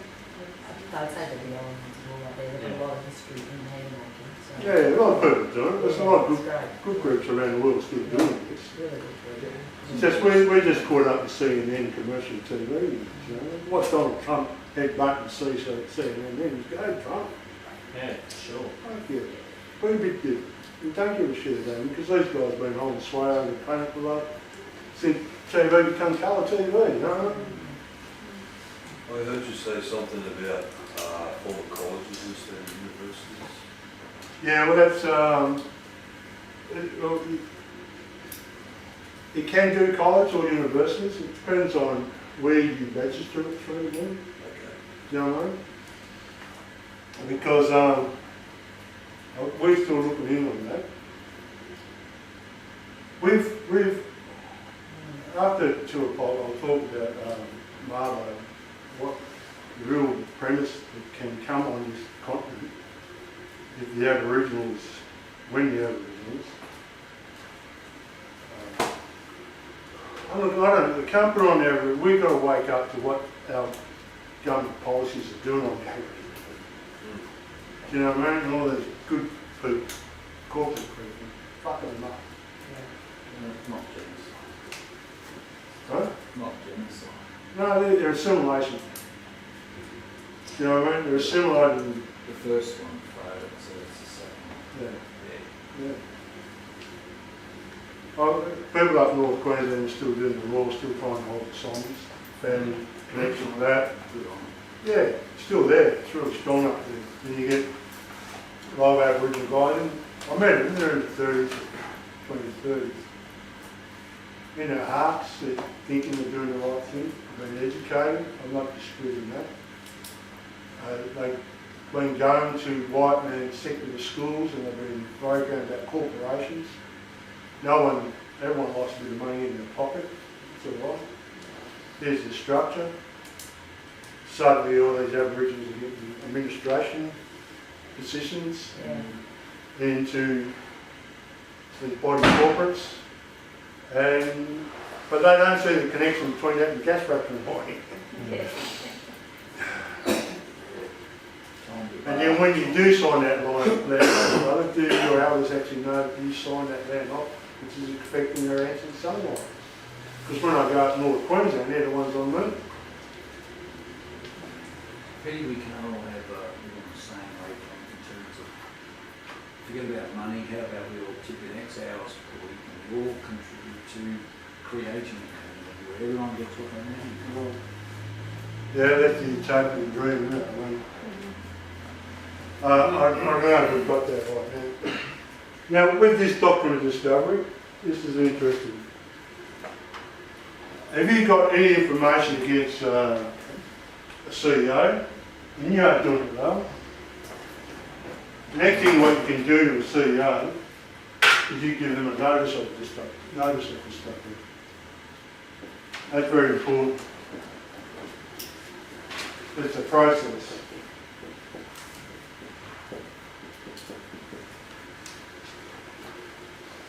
Because they read it. They don't need to answer it so much, but you start to create this dialogue that you have a perception of what they're doing. And they don't know, but you've got this notice of discovery, you go to a barrister or a notary public and they read it and they officially, through their office, puts it in and then becomes a subpoena. Right, that's the next step.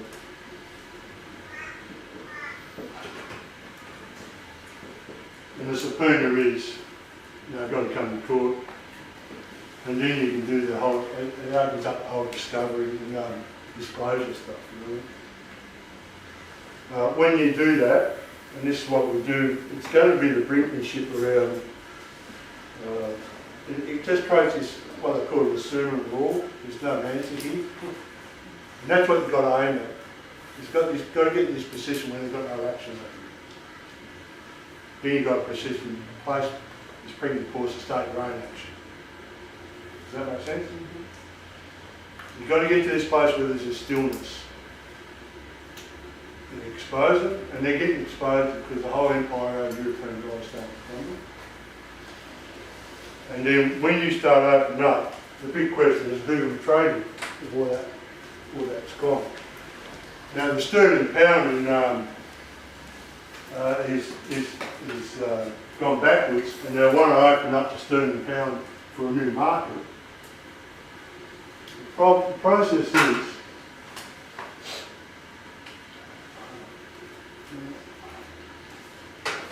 just do this for about 15 minutes.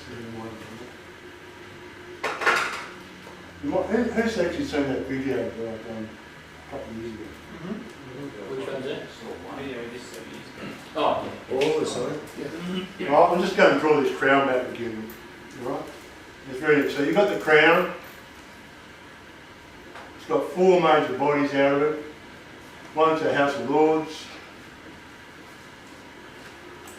Commons. From the Commons, or the statute for the citizens.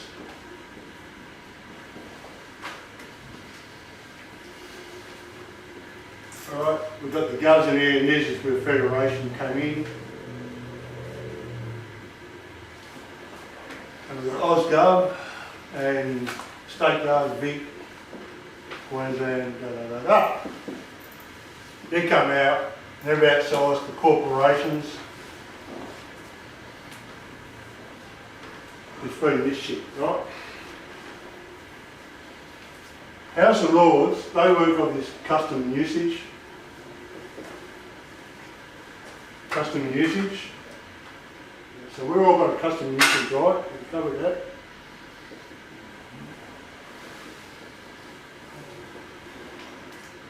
And they work through statute. There's a big difference between the two, right? Now I've got the church over here, Anglican, Roman Catholic, and we've got academia up here. Down here, Royal Court.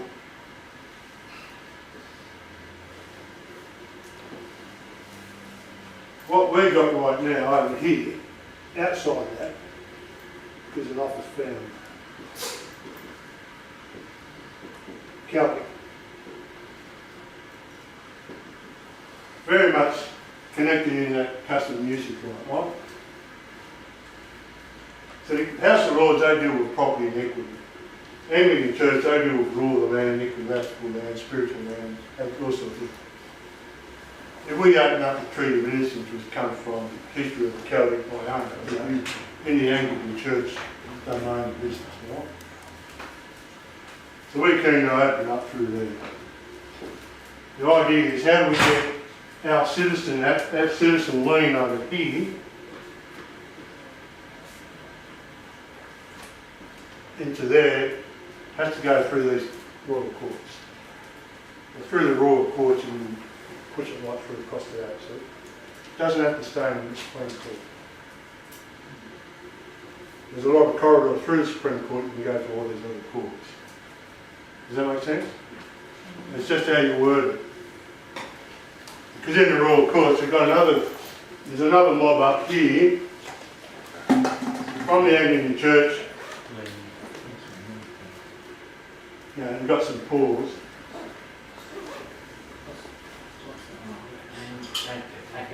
Academia.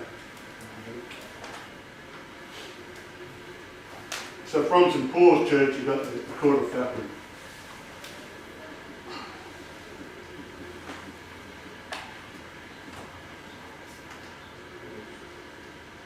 Now, there's another dude who's got an office found, kind of connected to that. There's a notary public's like an office found, isn't it? But he has, a notary public has a direct relationship with the Court of Faculty. Why? You create an office found for a document discovery, you just get all your shit together. But you go from your office found in the Court of Faculty through duty established through a notary public's office. So he can read all the documentation.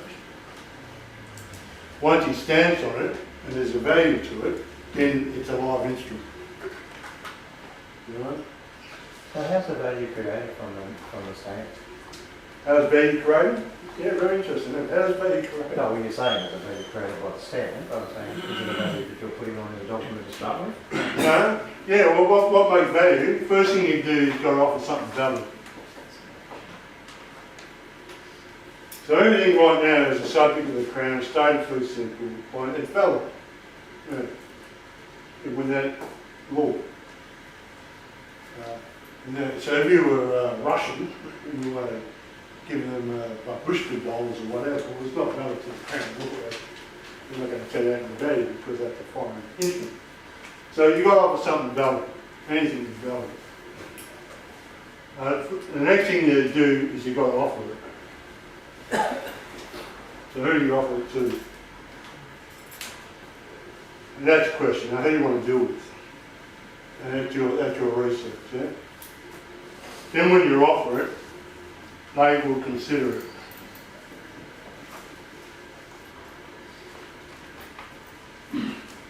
So he would consider it, and if he stamps it, it comes into this place, and they want it, and they can see.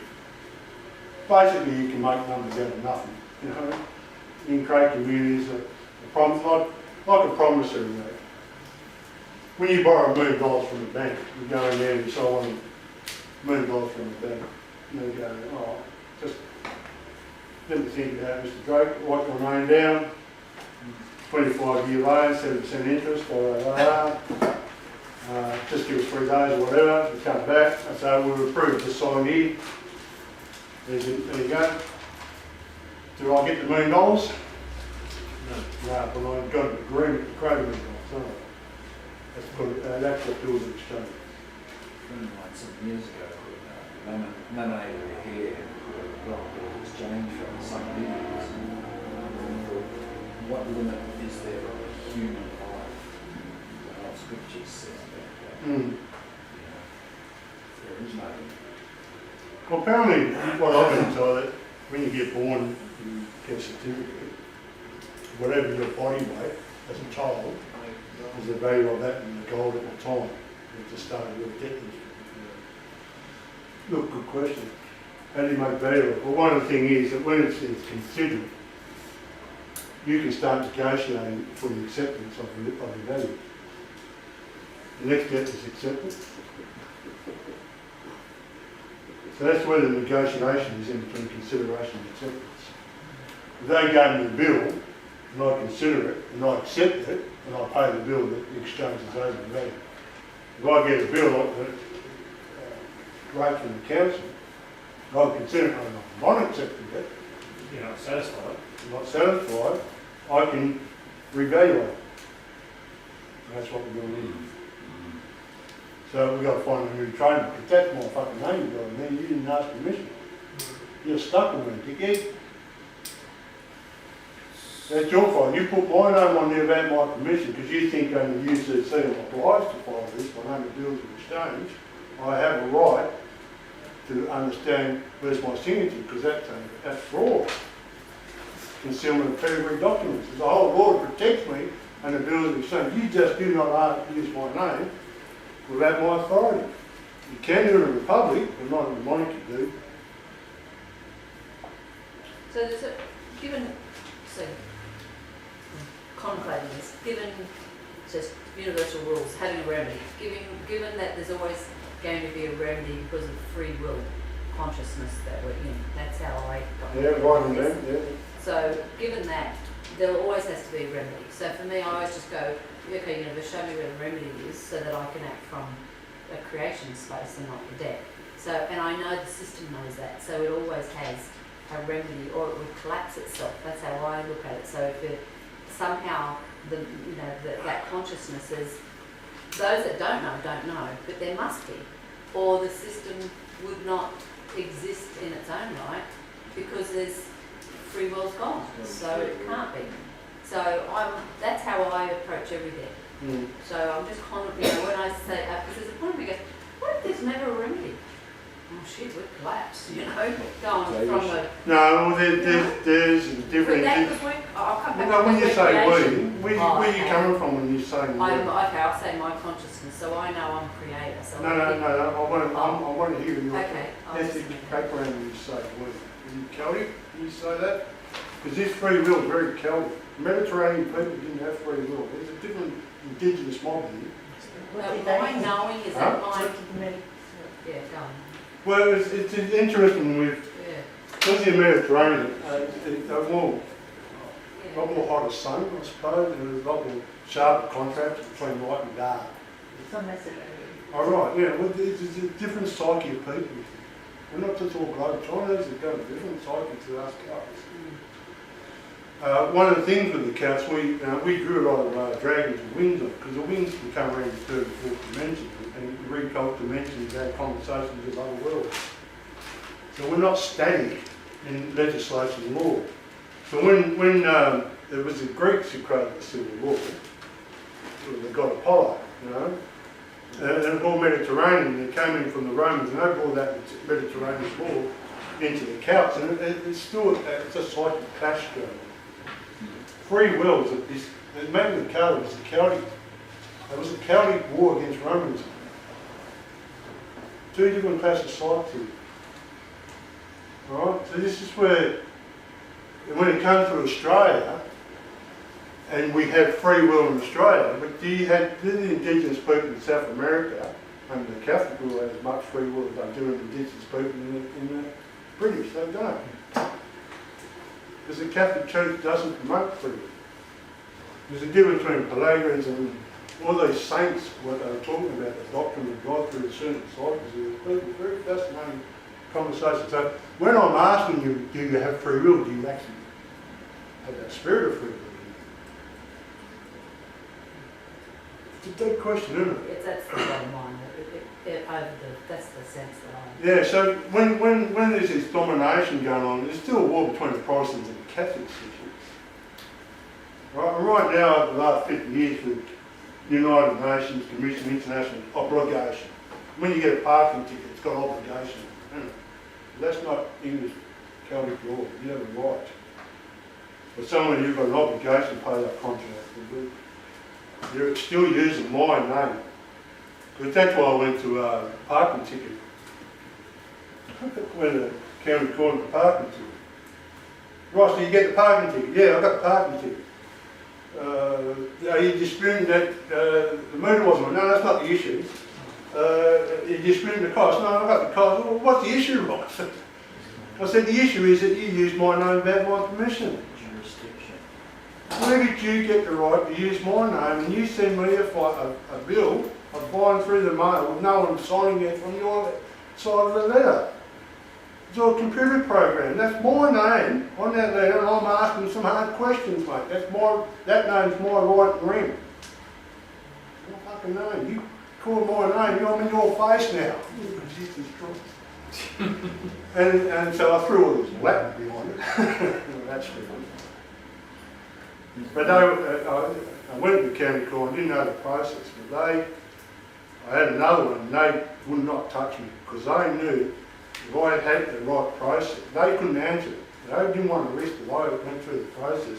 Because if I went through the process and they proved that they stole my name, I would have said the president and I would have said in the county court, no debt collector can ever collect a debt of anyone in Victoria over a parking fine.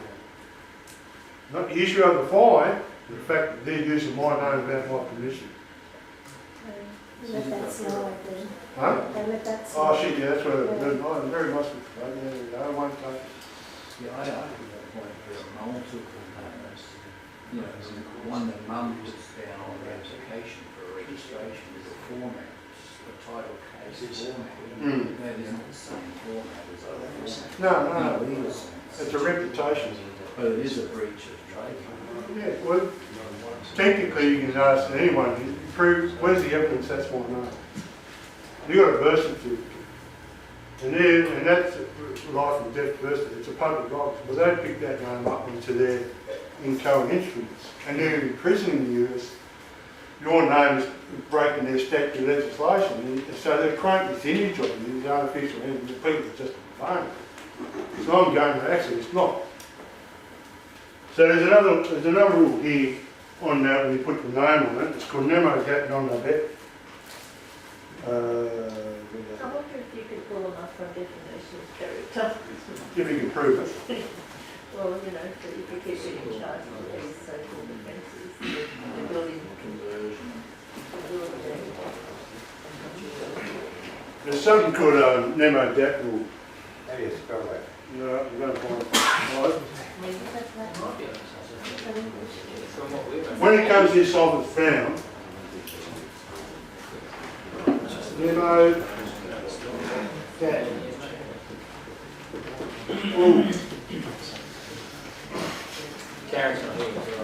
Nemo Gat rule. No man can give a better title than himself. So when it comes to an office found, and you've got all your assets, and you want to put your assets on our office, we don't want your citizen know what they told you is you. So on my name, I've got mine as Prom Crook, of the Drake Ash, family of the Drake Ash. Family? No, you're a slave. No, I'm allowed to call myself that. In the Latin family. Huh? I'm allowed to call myself that. The real thing's in the Crom Crook. But it's not on their register, that's the whole thing. So you can register your asset on another register, that's not the minimum capital.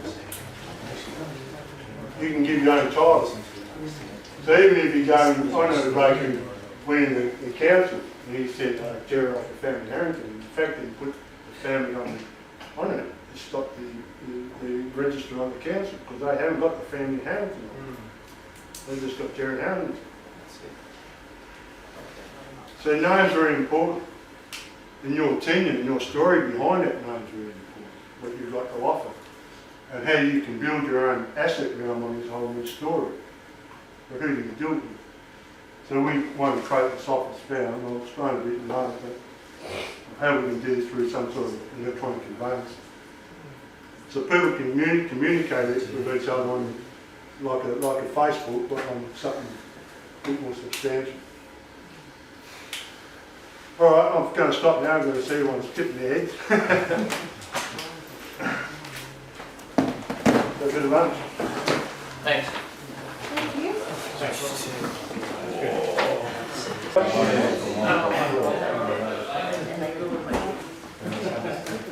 Can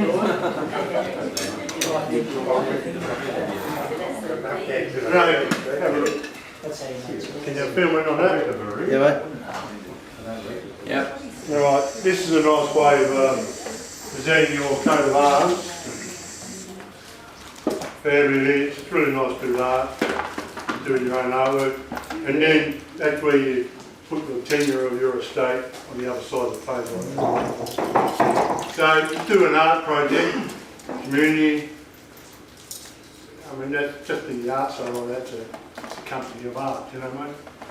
So that's a nice way of representing your estate. You know, that's how they used to do it. And so you can, and such as Labrador will have all the foldings, and they've got some really nice coat of arms around as headings to show the other people their mob or whatever, we call it a mob, clan. Then you write your own charted story in there, and that shows you how people can meet you and they want to deal with your estate. So the idea is you do all this up and you come onto our agency of electronic conveyancing. I'll draw this out in a sec. We can do it so you can meet someone like the Indigenous brother's got his coat of arms and he's got his story. So you can meet him through like a face chat or Instagram on our website instead of travelling to Queensland. You know what I mean? But we only want to deal with people who understand our principle of law that we're working on. So if we do a transaction, it's not going to get tied up and screwed around in circles. You know? What's the coat of arms got to be? It's got to be your story. Yeah. So, I mean, you look at that one, it's very elaborate. Obviously, more detail you can put in it, and every detail you put on it, you've got to know your own story behind the detail. So me Indigenous mate, he done his story on a turtle back. Yeah. So it doesn't have to be anglicised, European, right? So he had a tangle back, you know, on the turtle, it's got all those sections in the turtle. So in every section he's got a bit of Indigenous instrument in there, be it his hand or woomer or whatever. So, okay, boy, that's beautiful, you've got the attention. I'm seeing the evidence of you not being an Aboriginal. Here it is now, what's these stories, what these images? So he told me the story. There's the charter. And it's a bloody good story, so I want to do business with you. If he told me the story and it's a really shit story and I don't want to do business with you, no, you should just turn your story around, mate, make it a good story. Now, would you, when you do a contract with somebody, would you then put that in the contract? What's their story? No, your coat of arms and your, and your Yeah, what we do, or practice, with clothes. Practice is a bit better because in the contract, you start up the contract as the third person adjudicating. But the practice is you can work it out and you can walk out on each other if the practice doesn't fulfill. You do time, we do some of the practice with 13 month grace, we can reevaluate. Yeah. And that's gentleman to gentleman, you know, make it make it a live contract, make it such can change. Yeah, I mean, you don't have to do it the civil way, because in common law there's no criminals, it's only the civil law, so. Do you know what I mean? So, there's other ways to do it, like the old Celts, they never had magistrates, they had something called Eric Fine. So we had an issue in our trial or whatever, and instead of having one judge steering the case, they get all the people in the circle and they try and find a solution by the memories of their culture and their customs, and that's called an Eric Fine, right? And then that's where we made a mistake as a whole. And then we picked it up and that oral tradition remains for the next. So that was Kelvin. But to have this one outside judge that you never met before, don't really know the situation, but the fact that you're now criminalised sentence for 10 years, you never see him again. And you're judged by your peers and you've never been there either. Well, you can select your peers. I mean, that's an English trait.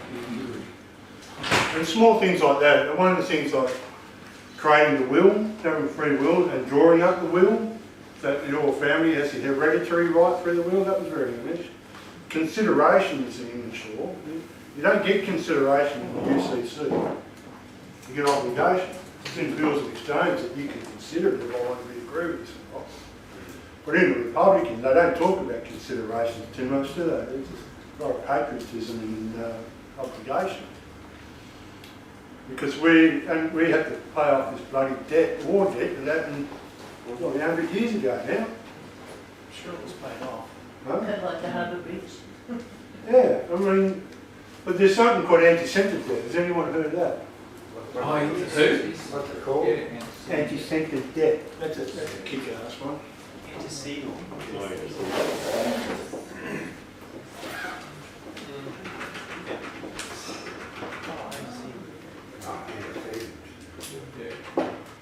Anti-centre debt.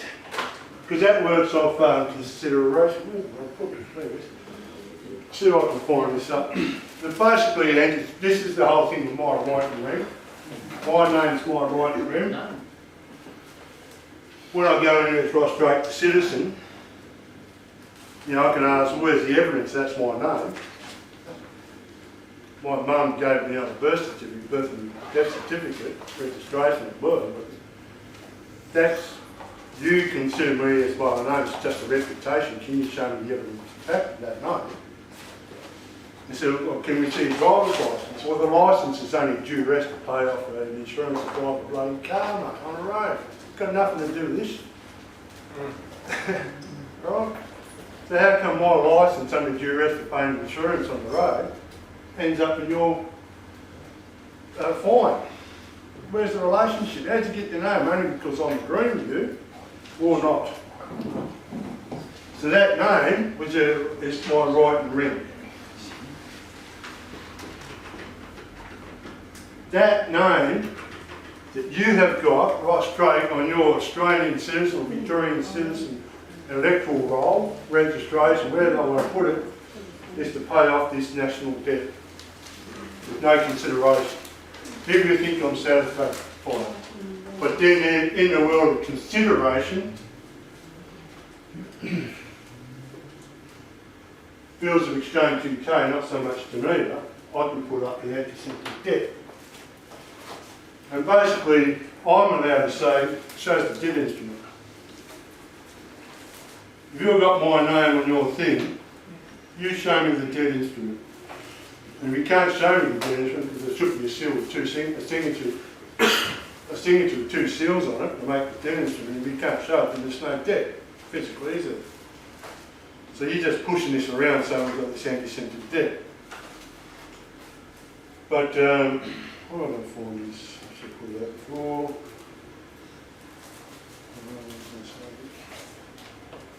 But basically, the anti-centre debt, that consideration cannot be in the past. It has to be in the present or in the future. So if there's a debt in the past, and I'm creating here in the present, where's the debt? I can just strike off the debt. There's no debt here, it's got anti-centre debt, there's no future. You can take your name off the debt instrument. You're gonna love that. No, they don't teach you that, do they? But you can do that under Bills of Exchange UK, but you cannot do it under UCC Geneva. Very subtle difference, isn't it? Very subtle difference. So it's important to know, this Bills of Exchange, I'll send you some documentation on how to read this Bills of Exchange stuff from this, I brought this book in a second-hand bookshop, it cost me $3. What's the book called? Oh, I can't remember that.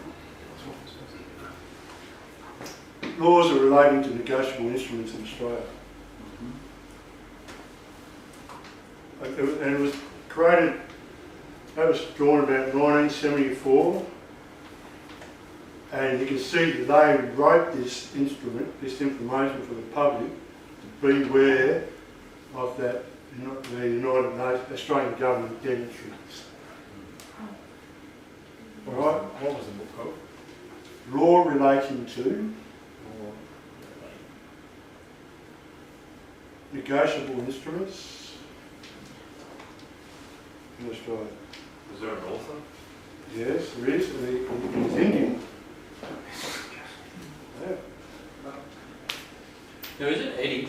Eddie the Indian. Yeah. In Australia.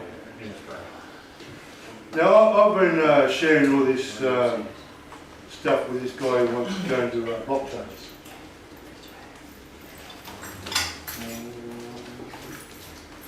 And what's happening with this guy in the blockchains, he's talking to me.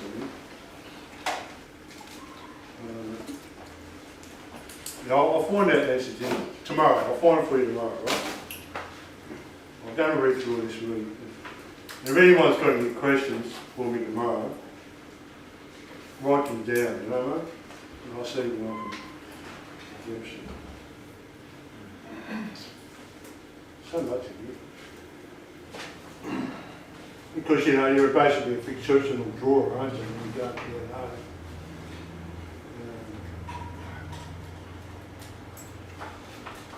But anyway, the whole thing with it, when you can prove any estoppel, you're taking on that CEO, because he's just taking our assets and he's trading his assets in this IMF, International Money Federation, and this global debt instrument going on, you know. So the people, Australia need to sell assets, or the public officers are selling our offices off to people just buying the debt instruments. That's why you're seeing all the Middle Eastern influences coming in.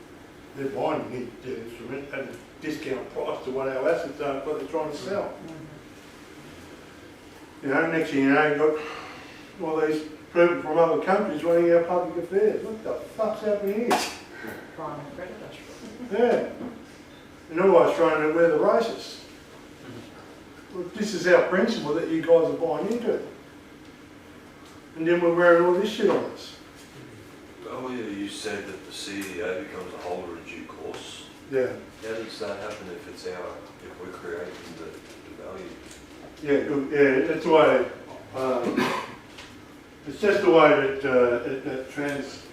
that transport of bills of exchange from trusts.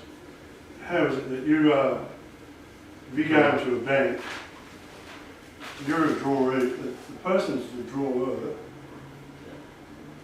right? No, you're drawing. I'm drawing up the bill, and I want to send it to the drawee or the payee. Someone's going to actually have to pay, right? Yep. So you can do a direct one there, and there's no exchange. But when you come over and you go to a third party who wants to hold it, So you create a drive. hold it in due course. Well, I thought they were just a holder. Yeah, they are. So they're holding it for that person to come through them. Do you know what I mean? Because he's holding the instrument. That's where a lot of banks are, or CEOs. So when, that works in there if he accepts and he gets paid. But once you come into a non-acceptance, because technically this person's the holder of the value, once it's there, and if he doesn't accept it for whatever reason, then this holder of due course has to answer to how did he get the instrument and why is he forcing it on. So this is kind of like, bills of exchange are like when you're throwing balls up in the air and you're moving these things around at the same time. You know? But technically, when it becomes the holder of due course, they get all these other people who hold interest, like acceptances and endorsers. As soon as they come, everyone wants to put their stamp and seal onto this documentation and movement. Then they're making all these exotic values of this one documentation. You know, one of the things this is a pretty wild thing that I heard. Now, Exxon, you remember Exxon as a customer in there? So put it this way. He's me, cross-rate, and I'm paying rates, right? And it goes into the council, as I thought was, got to say, the Queen, they community like this, and this is his CEO doing it. So he's got my rates notice. I don't know, but he's created a portfolio of everyone's rates notice onto his trust bank account. It's not part of the Constitution. So all of a sudden, just say my shire, he's got everyone's rates notice for one version, right? All assets is on his books because the property or dim statement. There's someone like Exxon over here will meet Mr. CEO and say, we'll buy that information off you. We'll buy that portfolio of information of $1 billion and we'll give you $1 million for that information. He keeps it, he's just buying the information. So when they buy it, Exxon, and they're doing this to all these councils around the world, they give them $100 million, 100 councils, they've got $1 trillion worth of portfolio information for all their states. And once they get this $1 trillion, then they copyright it. There's a private bank. And that was what financed the Bush administration. They copyright trademark. And that's all these guys working through holding in due course. Copyrighted money. So that's why when Rudd was in there and they tried to go into Copenhagen and trying to bust that copyright rule and all that, because they wanted to stop that. They were just making money out of electronic conveyance. You know. So these guys are making money out of nowhere. But the Australian government doesn't matter because somewhere that filters on, that $1 trillion trickles back, and the Australian government says, oh, we're expanding our national interest. You know, it's just bogus money, but it looks good on TV. In between the Coca-Cola ads. You know? It's a sleight of hand, isn't it? So, but somewhere along the line, because of the UCC and the United Nations and the IMF, this thing's been working off a raw debt instrument since 1933, really. So we've got a lot of technological developments, but it's at the expense of the planet, do you know what I mean? Because what's happened here, a good example is Queensland. I'll put in Queensland government, they've got an APN number, right? So here comes the IMF through Citibank, whatever, come back to Queensland University, government, you're in debt for $60 billion or whatever. Now we'll drop $60 billion, we'll put it down to $40 billion debt. As long as we can move in gas factoring interest into your stuff. Yeah, right?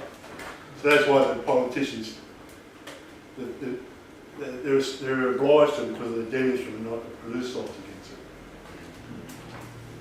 Right? So how do they do it? This is a curly one. I'm going to open up Marbo here. Right? And letters payments. I'm going to get the letters payments, right? So yeah, whenever you got that stopple on the note, you can bring in that antecedent of debt and you can stop it on that value on the debt. The value is still there, but you can revaluate it into another register of interest. We can go into a VIF case. Something we are setting up. We can revaluate all abstractness of numbers, but it's no use going into this old system of debt. You've got to go into a new one. Yeah, VIF case. Live pledge. Yeah. Live pledge. So we want to do that. We want to present this. And we're going through these certain Crown offices. We want to present it as an innovation that if the English are opening up the sterling pound, that sterling pound can only exist if someone wants to trade it. And I say, I think they'll be really keen for any eccentric nutter to offer something like the table. Because England's right skating on they're skating on thin ice right now. There's a big war between the House of Commons and the House of Lords. Because this old Brexit is going to favour the House of Lords, not the House of Commons. Because the House of Commons has got all those regulations tied with Belgium. Now, can I tell you how Belgium got its power? And it works in the Marlow. I'm going to go back to Queen Victoria time.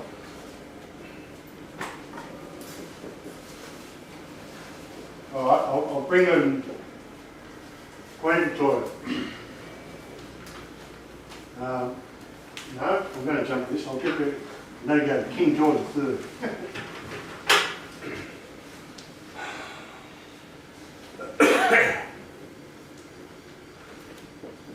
All this kind of starts when they had the war in France. France and the English are fighting over who had the right to colonise France, yeah? England won, France lost. Of course, France lost the war. There was a big tax duty on the French people to lose the war. They lost the war, you lose the war, you lost the culture. All the money you spent in France didn't come back to France, and then the French had the French Revolution. If the English lost, they would have had an English Revolution because they spent all that energy over to colonise this big new continent. So they can put their titles on that land and bring all their assets back into their treasury. The French lost. But the English came in. And the English had a different law to the French. Alright? And so when the English came in, so the English government at the Privy Council was Christian. The High Anglicans. All the merchant bankers below them was doing the first original settlement and trading, like in Canada. There was more interest in the skins of the beavers and the foxes and the bears and that. That was the trade money, you know. So that was all about merchant commerce. They weren't Christians. It was just money, you know.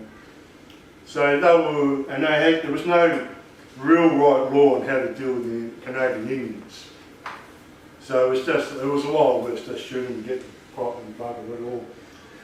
But when the Privy Council and the Christian king found out that the indigenous people were getting slaughtered, King George III brought out this thing, I think it was 1763. He brought out this proclamation.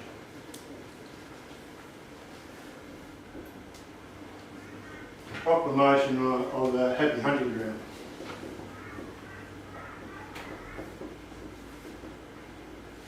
There's a lot more detail on it. I'll send it to everyone to read.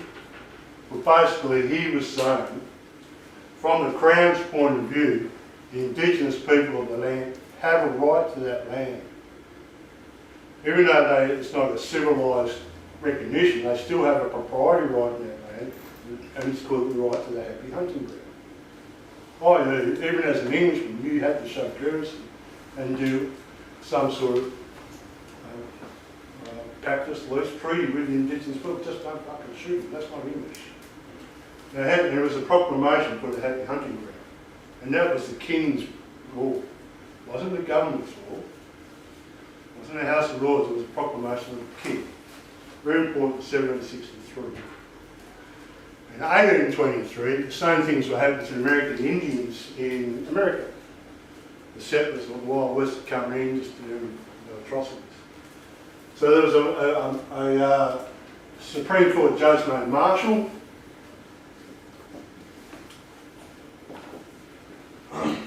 He brought in his proclamation of the Happy Hunting Ground. They pushed it through the Supreme Court. So it was something to become an Aboriginal court of equity.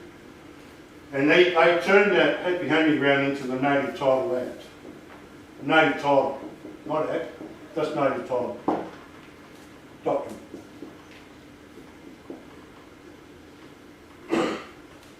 So the Native Title document is they had quite a few rights. The indigenous people had proprietary rights, use of factory rights, rights to create their own qualified dominion, hereditary rights. Every right that an Englishman has yet to be developed through not his family. They still have their rights, right? 1823. That was in America. So in Australia, when the military colonies, basically Freemasonry, started shooting the Tasmanian Aborigines for sport, genuine genocide, when that news got back to the Privy Council, Christian and Indo were shocked. That's not English on chat. So they really got this native title, and this is all through Royal Court jurisdiction. They got this native title doctrine out of America and they brought it into law, into Australia through Earl Grey, cup of tea Earl Grey. He brought the native title into Australia about 1836. King William led us painting. Follow me up here, buddy. King William led us painting. He wrote a letters painting that the Aboriginals have native title doctrine There's a lot of rights under that payment. No one's ever worked on those rights. In 1836, I doubt if any Aboriginals actually spoke English.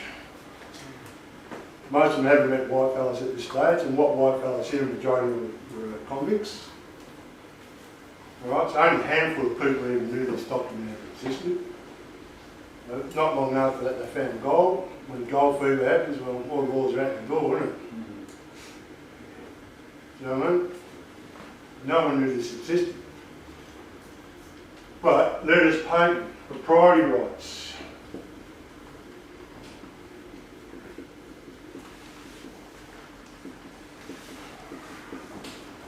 Now the thing that King William's letters patent, and when Australia was first colonised, there was only two courts. There was only a common law court and an equity court. No family court, there's no magistrate, no district court, none of all these bullshit courts, overstrap, fines and all that. There's only two courts. So when it comes to King William's letter patent, you can only work through those two courts. What was it, David? Equity. The other? Common law. Common law. The only two courts in those time. King William letters patent, 1836. 1901, Queen Victoria.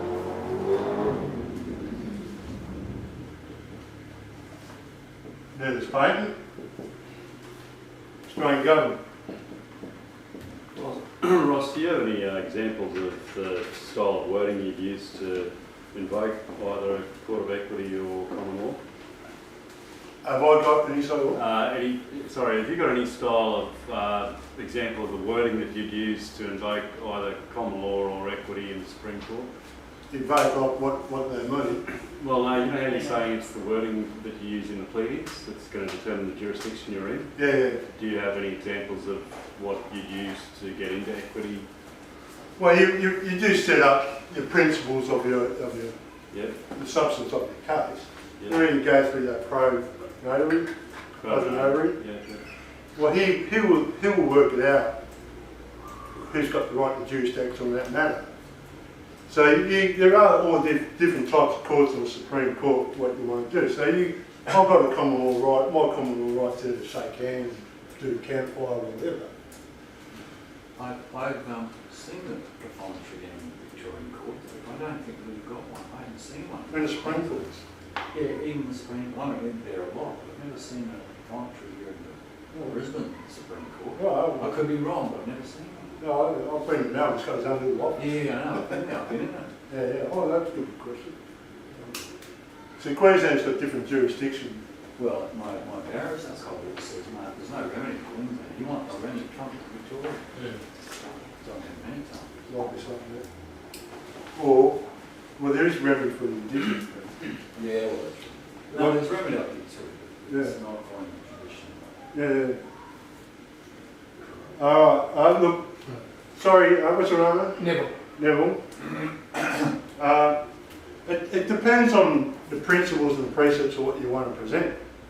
No, that was Tony asking you a so question. yeah, you're right, sorry, that was me, yeah. That's up to you. I recognise what you're saying. It's probably words like, special exigent circumstances and that style of stuff. I just wondered if you put matters into court before and got into equity, whether you might have some paperwork there that I can just have a look at. Oh, no, sorry, I have. Got shiploads. Shiploads. Equity division on your statement of claim. But would that be, because there's two styles of equity, there's true equity and then there's statutory equity? I will be working on something. Okay. Yeah, Chancery, I'm suggesting when it comes to letters patents, when you go into equity and you want to write up a new financial way of creating a community in equity, it's something called a specific performance. Yep. Yeah, compel specific performance. Yeah. So the whole idea is, sure, doctrine of discovery, we're all discovering each other right now. We've got an office of inquest, we've had an inquiry, we're working with something out. We can put all our assets together and we can do have fun. Just a bit, just see how many assets are all lined up. Don't be shy. Bring the gold out and steal out. at the cupboard just for your mates, right? Tally up. Then if you want to invest that collective group idea, because we're going to save the purple butterfly or whatever, the green butterfly, and here's the cost involved, 4 or 5 year outline financial development, it's called a specific performance, right? Well, that's equity. But you're allowed to protect that, something called a fortiori rule. You're allowed to protect that interest, and you're allowed to say, because we don't want to deal with these dickheads because they're part of this incoherent bills of exchange document. So what's that, what was that item that you were talking about that we can put over the? Specific performance. Oh, fortiori rule. Yeah, can you write that up? So whenever you put all your assets in the coat of arms and everything down there is called a fortiori rule. Fortiori rule. And that really deals with the world of accountancy. When you start counting up your own money, you can create your own cash flow protection around that protection. So, and that's equitable. And you can have your own specific performance. So when the Australian government says that we've got a tax, I say actually you're an agent of the Australian government. The Australian government's got none again. So any money that goes in, it comes in income because it's going down to foreign interests, IMF. That's what you've got to develop in your specific performance. And also who you want to trade with.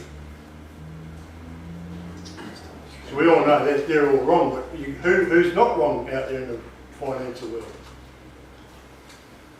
Hey, because we all got to exchange to survive, don't we? So, letters payments. So what happened, Eddie Marbo, the story is, he was a gardener around the university in North Queensland, Townsville I think, the James Cook University up there. Yeah, just a gardener I suppose, working there. Knew a lot of the academics, and the Queensland government were hassling him about his land on one of the island of Marbo, wasn't it? I don't know, Eddie Marbo, what his island was. And he was doing his own traditional thing. When the government says he can't, he says, oh, my land. The government says, no, it's ours. So the issue was there, you know. But there was a historian law professor, Henry Reynolds, has anyone heard his stuff? He was lecturing in common law at La Trobe University, at that university, James Cook. And he was the one who dug out this native title doctrine that was in the law of Australian records back in 1836. And he said, well, by law, even through the English law, you do have rights over Australian government, first in time, first in law. You have propriety rights in 1836 under King's when patent, property rights, The Australian government's tied to Queen Victoria letters patent, 1901. There's 2 different letters patents here. They work under common law and equity, they work under commerce, revenue and law. There's 2 different bodies of financial instruments here, isn't it? Right. So when this all came out, Marbo, bang! First in time, first in law. The Aboriginals have when it comes to propriety rights and usage of the land, they have more rights to the land than the Australian government. So where's the Adani mine? Are there any Aboriginals on there? Well, I'll get to that. I will get to that. But can you see, this is really important, can you see the 2 differences of tiers of law here? Right. So when it comes to equity law of King William, 1836, and you're a merchant bank, you go, oh, there's a shitload of money here. Aboriginals don't know how to count. But us slick white fellas know how to turn that into cash. Especially when John Howard was Prime Minister. So what they've done, John Howard, 2 years after the Native Title Act, which was 1991, Mabo Height decision. Mabo was 1991, I think it was 92, 91 anyway. 2 years later they created the Native Title Act. Not the doctrine, they created an act. They legislated the law. Native Title Act. Because remember, as an Aboriginal, you cannot do direct contract with an Aboriginal. So any money exchange has to happen, has to be through an office family. So when they created the Native Title Act, this is where the bastards, this is where the small bastards are. There's a lot of compensation for lost abuse of law in land. So when they created the Native Title Act, the whole industry of that act, now the Aboriginals had to go through the whitefellow administration, it's worked on compensation. So they keep on going, so the taxpayers have to pay through this commercial interest, the movement of compensation and taxpayers to pay off the Aborigines in the past, right? So it's an industry of compensation. In King William's letters patent, it doesn't say compensation. One of the rights that the Aboriginals have, and I've been saying to them, they have a right to appropriate.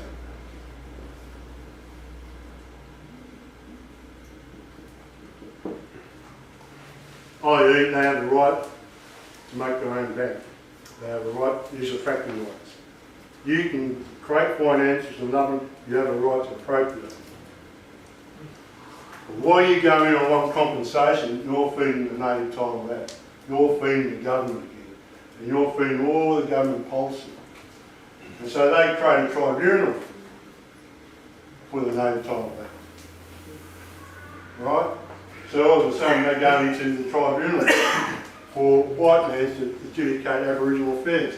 And through the Native Title Act, it's really interesting they've got all these mining acts connected to the Native Title Act. At that stage, they created this thing called ATSIC, remember that? Aboriginal Torres Strait Islander Commission. When John Howard's reign, closed it down in John Howard's reign, it was just a money laundering event, you know. I went into an ASIC office in Melbourne, Lonsdale Street, 26th floor, went up there. I saw 50 white accountants in there. There was just money for jams. And they had a few... Is that ASIC or ASIC? Aboriginal Torres Strait Islander Commission. Heaps of money went there for Alan said it didn't go back to the community. 1990 to 2005. Was it? Alright, so they closed it down. So, and everyone's, the government's da-da-da-da-da. The Crown, only thing King William let it patent, and through the Island Pacific Protection Act, the Crown protects the Aboriginal people against those arseholes. The whole deal of native title is for the Aboriginals to talk to for the Australian government to talk to the Aboriginal native title. In there, they don't have native title, it's called a connection to country. Different language. Terra nullis is not part of Mabo. Terra nullis is not part of Mabo Home Court. That's international law. This is totally called common law. They have desert and uncultivated lands. It was all done by the commentary of someone called Blackstone. And so the whole common law of the venture of radical title for Aboriginals, the common law venture to get into equity. But when you get law of the nations, that was done by a Swiss financier called Vattel, law of nations. So this is where they want to turn the Aboriginals into the First Nation. The First Nation is they want their whole land title to be administered through the United Nations. But they give it back to the Aboriginal administrator as a stewardship on behalf of the United Nations.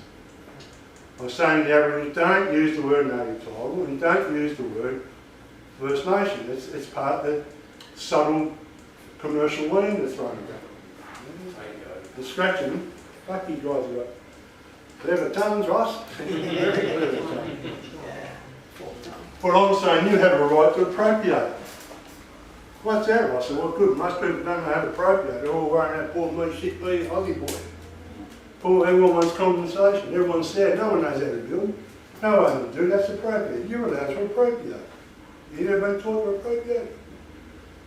So no one's appropriate. But it's the law.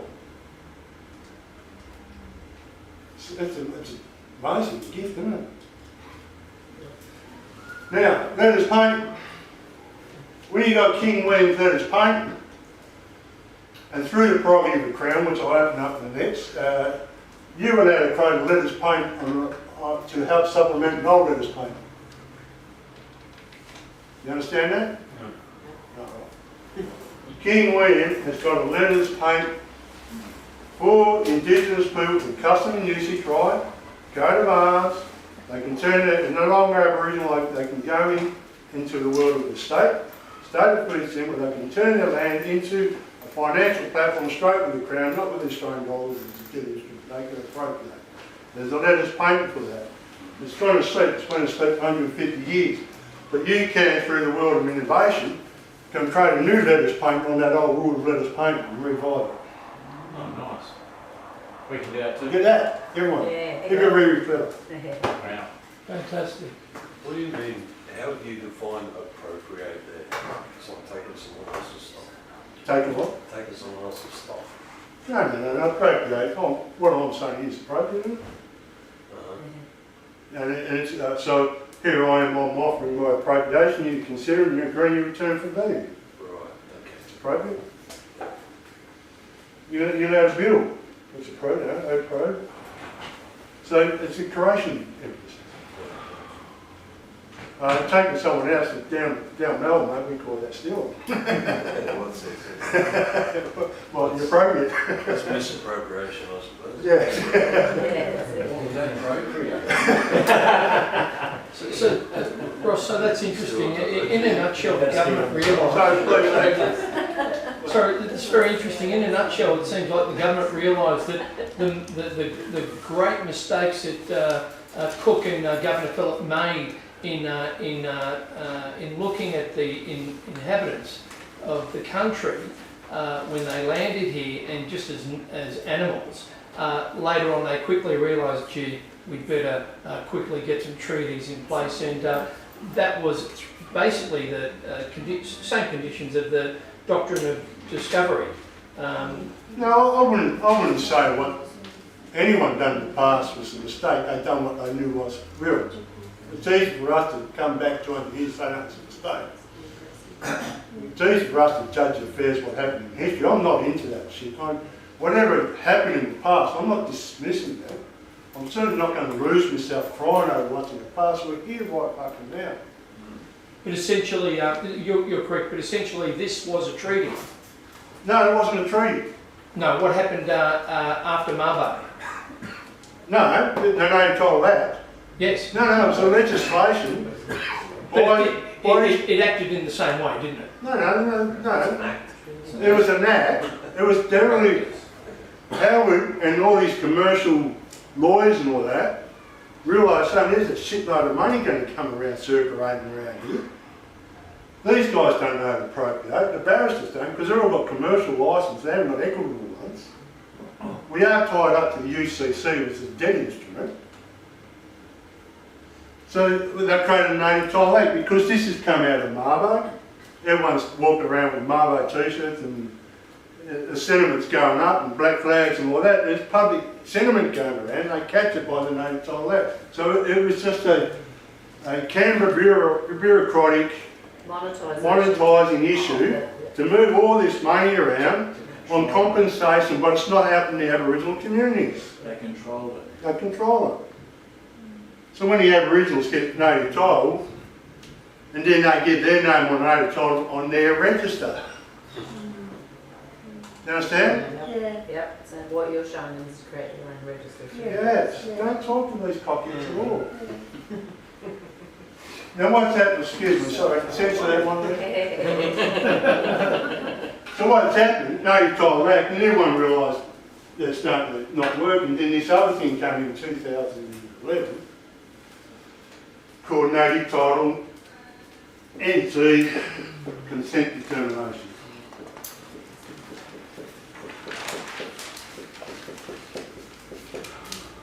Right, this one's a beauty. So I'm going back up to North Queensland. This is when,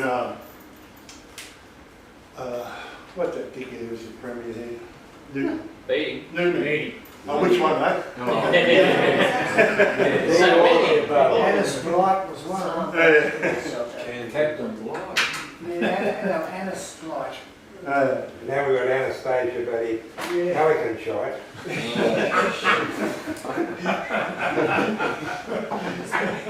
Where's the country going? So next thing you know, I think we know where it's going.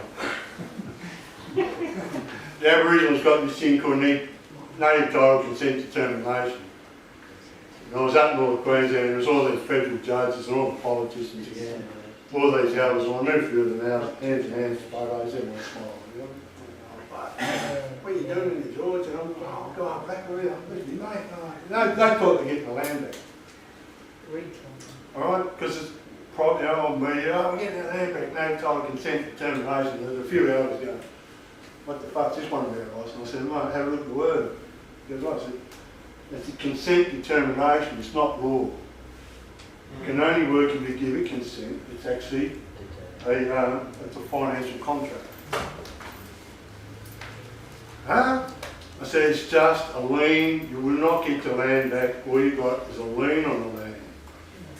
And they're giving one or two of you guys that stewardship to make sure you got the four-wheel drive to drive around, but you won't get the dispersed finances going through your community. They just want to get in because there was all this cash fracking stuff, you know. Because a few people are signing off the consent determination, they're not part of that bloody land anyway. Do you know what I mean?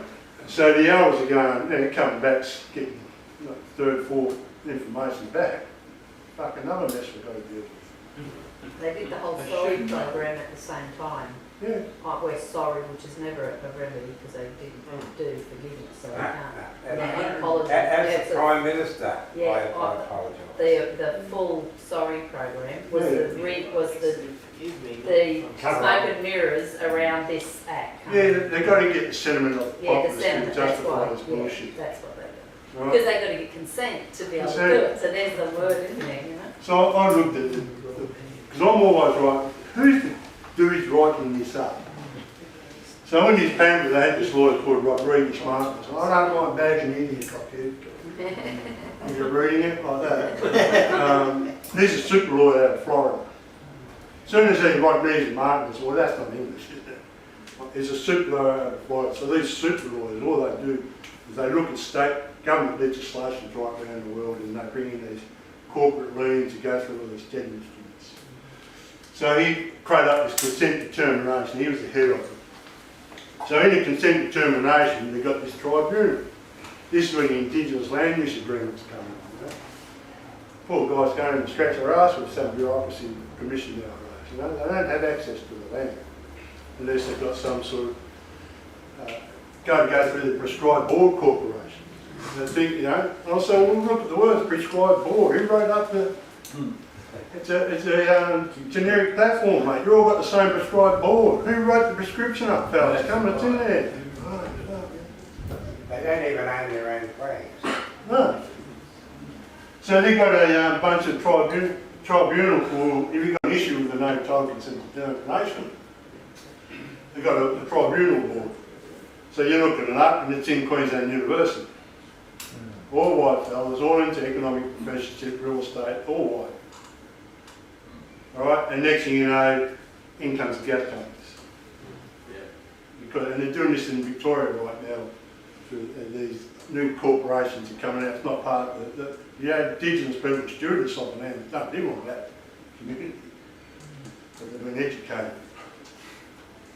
And it's a real issue here. Because when I'm meeting these Aboriginals, because you know, they've got white man this, white man that, just happening. Not a dickhead. You're going from the money side, not from the culture side, right? So when I'm talking to Indigenous people, I'm talking to the customary holders, you know, the old people. And so it's a struggle within their own community, that their own people are getting seduced. There's a big division in there, Yeah, yeah, well, they shouldn't, they don't. Money's a powerful lure. It's the young ones that are sort of corrupting it. Look, no one, like I said before, no Yeah, one, exactly, that's what I no one mean. likes spending money, no They're one's doing got it, the no. fear of poverty. And when you've got some sort of guy of a government body, he's got like 3 or 4 people standing around him with all those laws and flashcards, and you've been educated for 4 or 5 years, this is good for the community. Mm. And this is to me right around the world, isn't it? Yeah. So who's doing it? So when Obama, you know, when they had the G20 there in Brisbane, Brisbane, yeah. when Tony Abbott was going to shirt front Clinton, Oh, what an embarrassment. then Obama comes in, and the only other place Obama went to, away from that meeting, was Queensland University. So I'm suggesting Queensland University has got more money moving through it than your government house was right That's what all the landmarks now. Yeah, and that's why they're calling Brisbane a global city.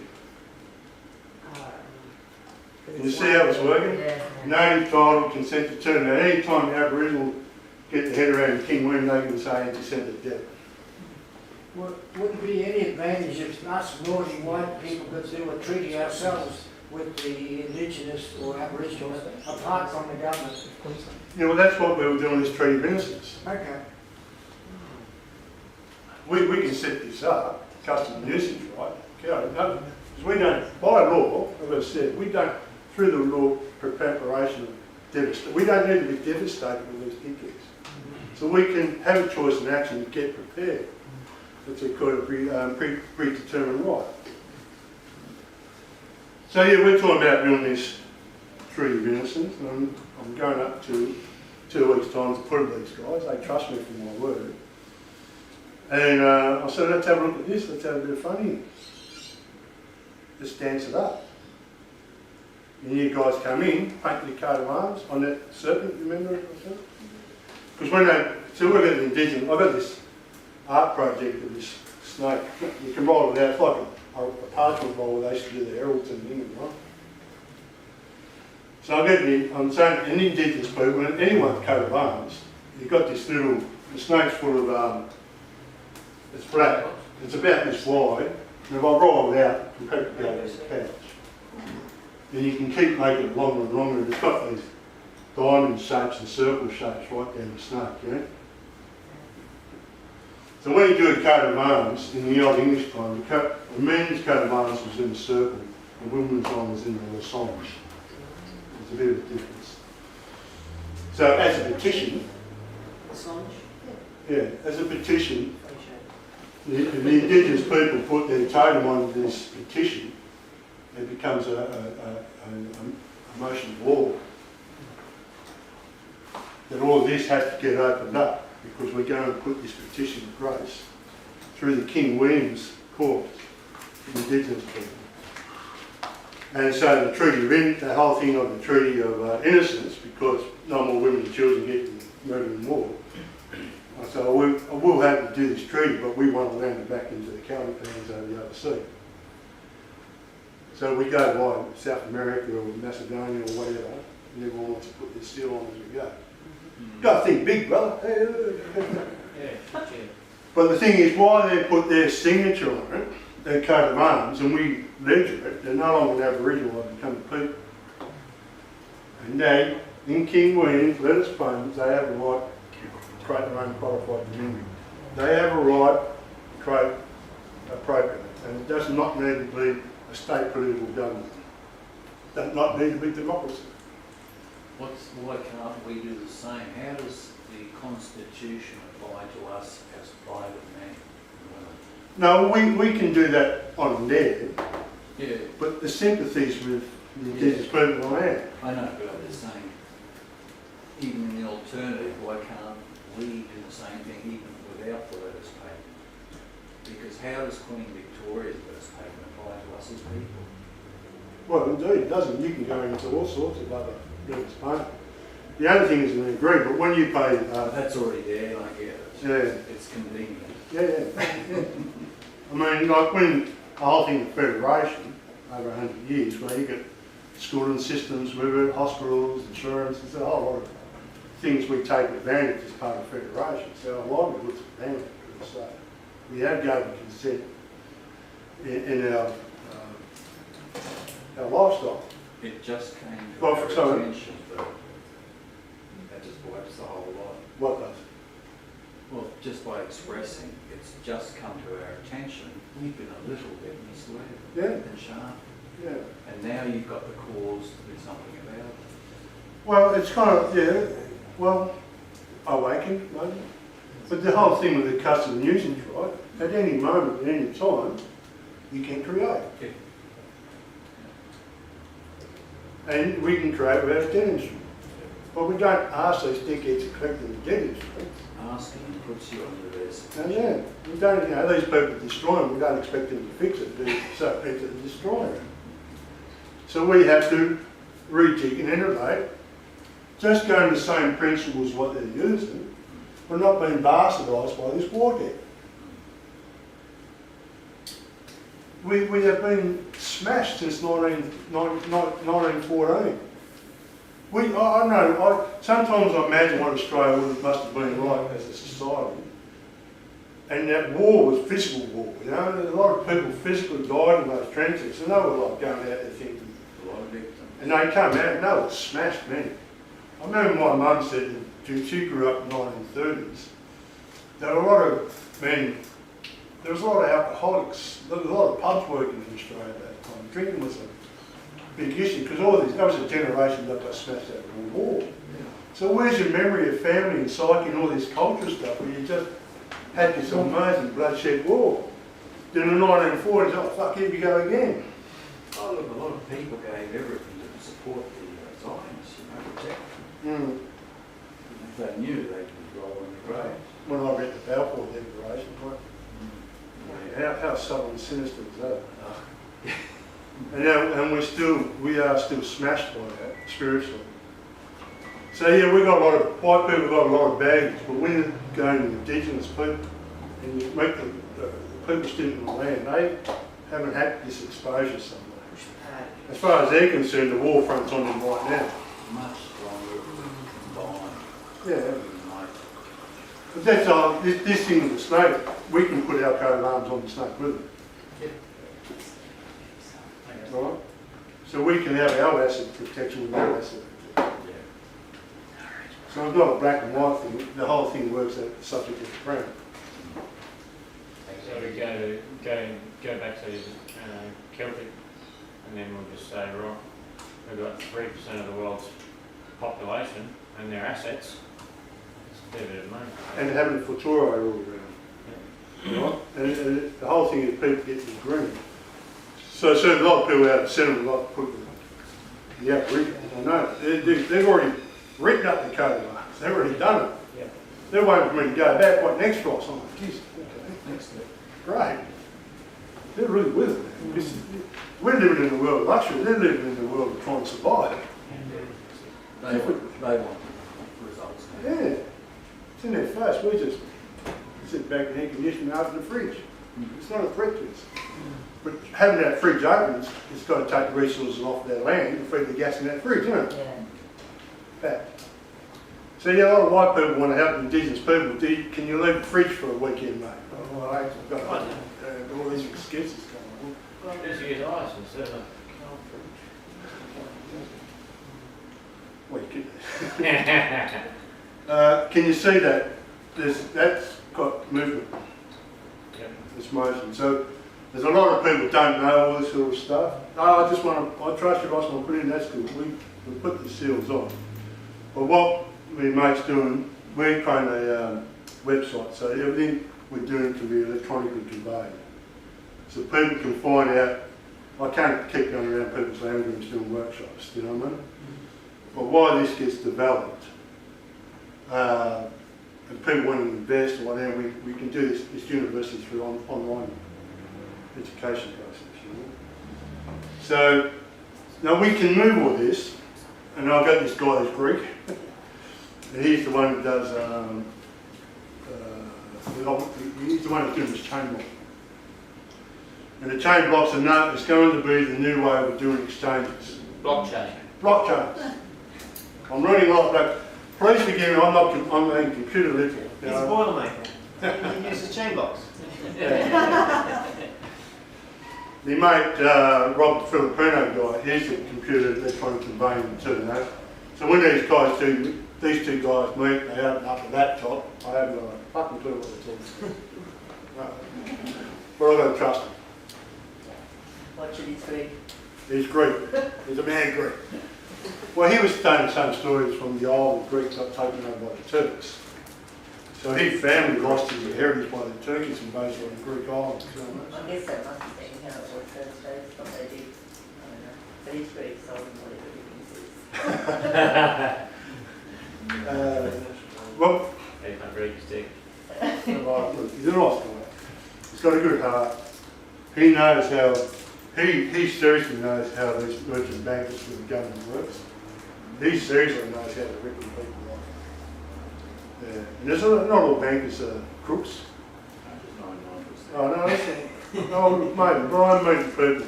Look, I've got another friend, he's financially invested people. He's got $97 million responsibility for investments. And it's really hard for him to find platforms that's not corrupt. Not everyone's corrupt. You only need that 2 or 3 corrupted, everyone's down below. Alright? So when it comes to this adjunct in the Royal Commission, yeah, it's just that hierarchy up there, which is Jews and Jesuits. It's not the bread and butter Aussie guys who want to make money. So there's nothing wrong with money in exchange. It's just your attitude towards it. And why do you need to take more than you want? You're going through this war machine that's happening in bloody Israel. When you follow the paper trail, that we can be honest about the guilt shit. I'm quite sure a lot of women and children in Gaza are saying thank you, Ross, right now, saying this. Tiny little speck as the 4th biggest army in the world. Where did they get away? A whole lot. Right, so everything we're doing here, not everyone wants this to happen. Alright? And, you know, I get a lot of blocks when I say it. I've got to be very cautious because I know the body language. You sit, mate, if I agree with you, I'm going to lose my law company, which is, I know it's probably burning over $30 million through that law company to keep all the secret meetings going. Well, they're not going to say thanks, Ross, I'm going to sign up. Are they? But all this is starting to implode now, which is happening in Europe. So we're all backing up that all of these things can become valid because of the sterling pound going to come back into, because that King William's letters patent was a sterling pound backing. The letters patent that you do, if you want to find equitable currency comes back, you have to understand the history of the law, where that law came from and what was the trade. So when you go in there, it's a lot more primitive sorts of exchange than this modern commerce that we're doing now. It's really rudimentary, you understand? But it's going to protect your future rights. It's kind of like, it's like we're all going to go into Noah's Ark for the 40 years, you know what I mean?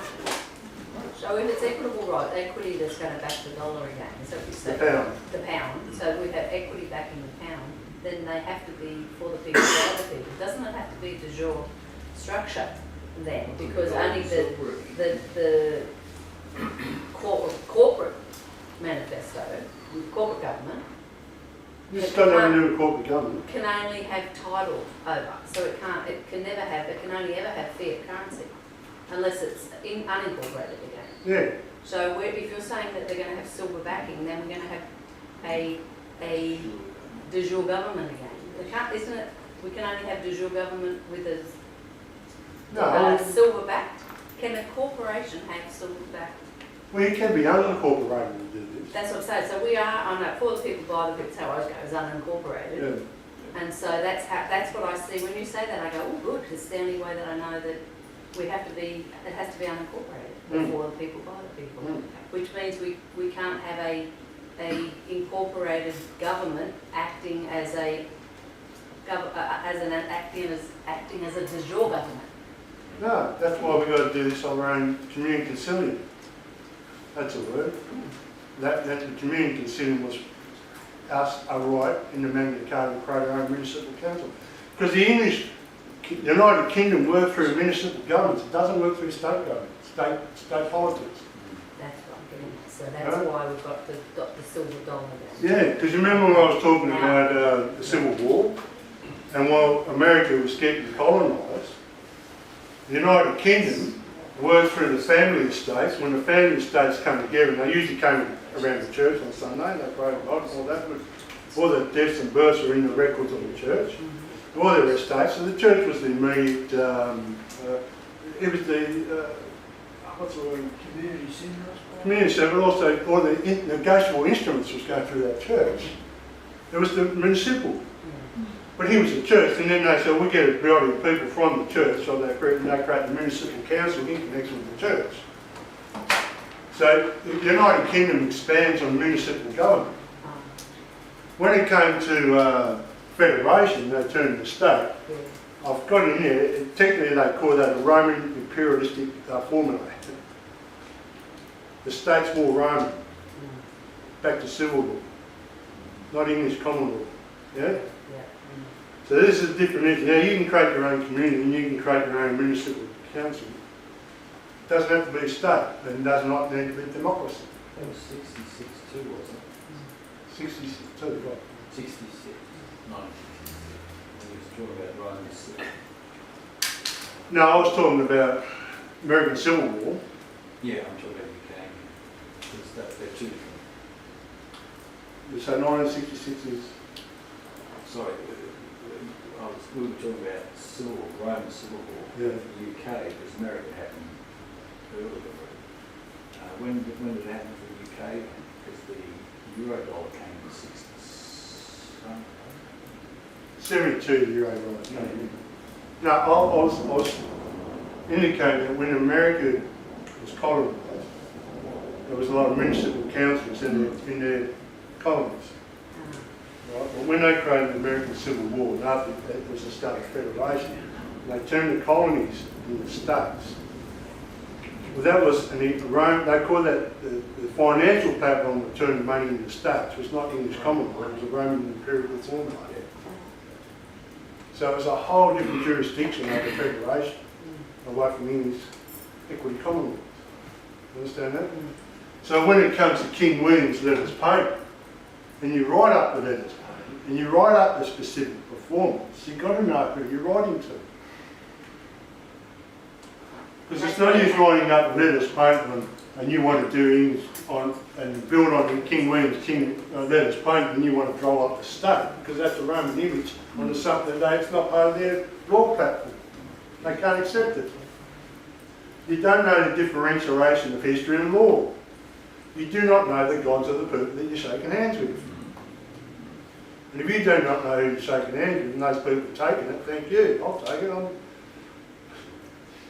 I'm a Mormon, which is another kooky bunch of it. Mormon's got this, you can get Chancery.com through Mormon Church, right? Wow, and you put your name in there to get the ancestry. Hello, conversion. I think it's a done it for that reason. Yeah, that's what it is. That's a product, mate. Hey, you want a name? I'm not giving it to you. All the churches are also corporatised anyway. They're all registered. Well, they don't want to do modern day globalisation. You can't have to. That's the fact. But that's starting to break down now, see. All that's breaking down. And everyone's losing confidence right now because that whole structure, especially what's happening in Europe right now. What I'm saying here, and by the grace of God I'm saying here, I'm putting down principles and precepts in the thought that might not be really coming to fruition to about 2 or 3 years. I am being speculative somewhat. I really don't know what's going to happen tomorrow. I'm only assuming all this stuff. But I'm a big one that the more you know the past and you bring in the present, the easier it is to create the future. The thing is, the more people are aware of it, will also facilitate that future. Well, we will make it, we do.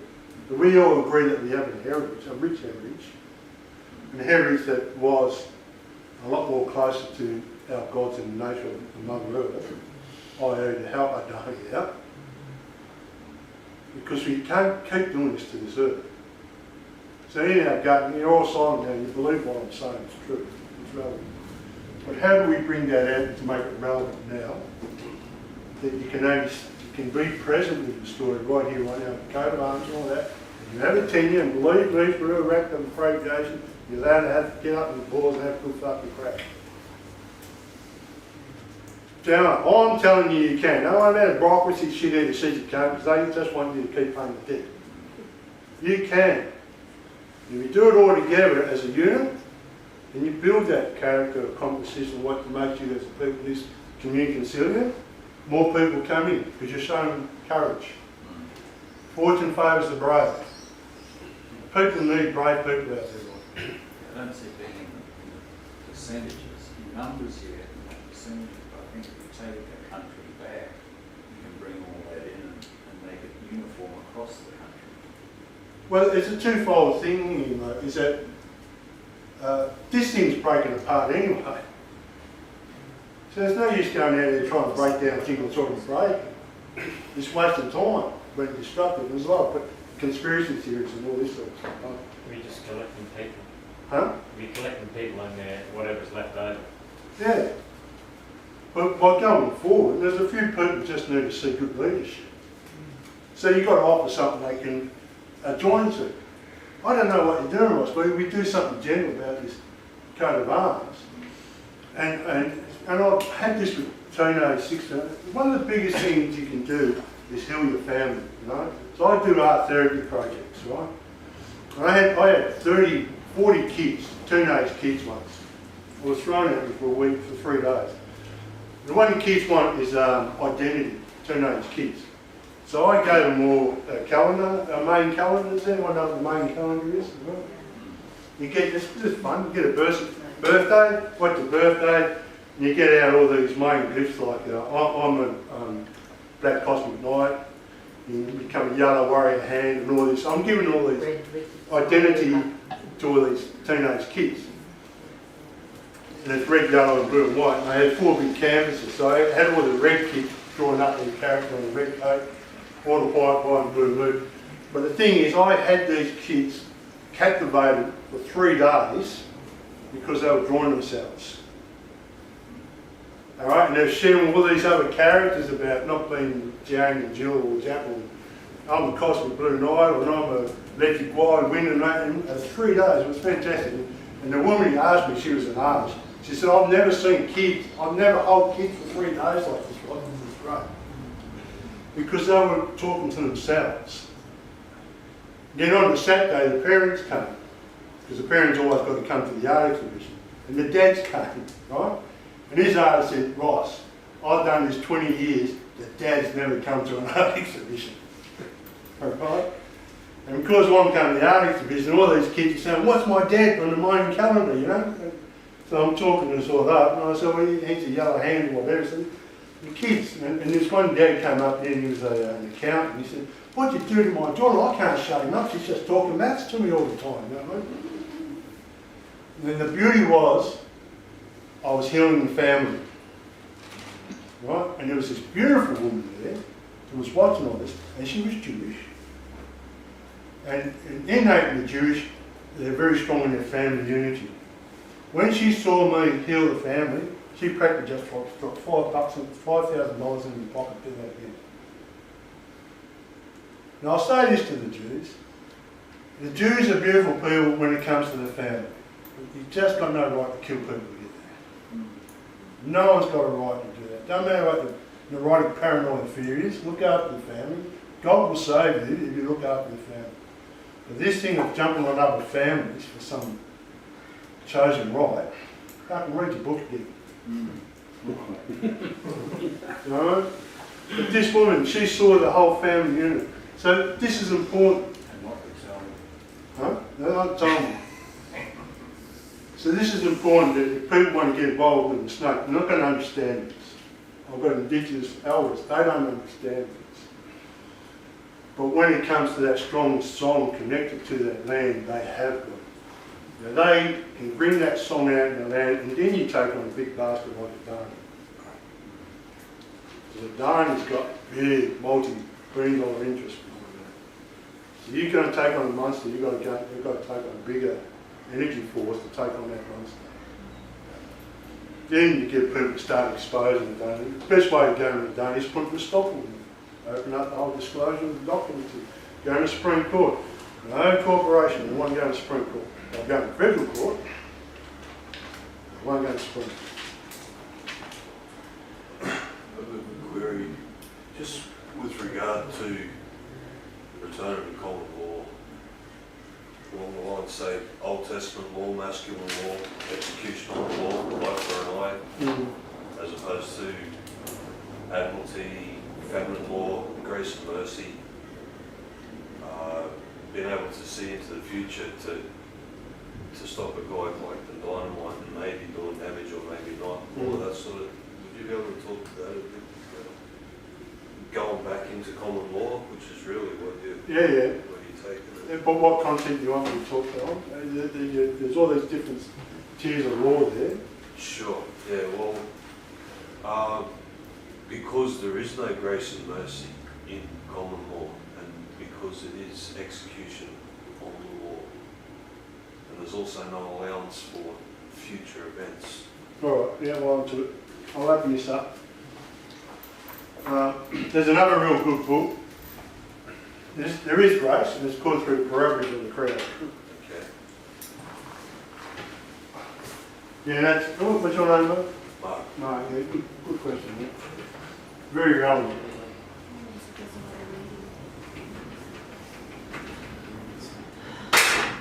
Did you get that nervous paint all right? I can talk to your future on that.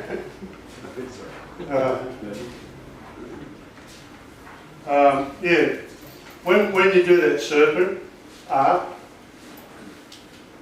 from our Celtic church, we're a Christian Celtic church, so when you open up the New Testament, it's by the election, it's by grace, God's grace. Not by God's law, by God's grace. So we're putting it in. Now, you know you're going to an admiralty court because that's all about commerce, law, they don't deal with grace, so don't expect them to deal with it. Yeah.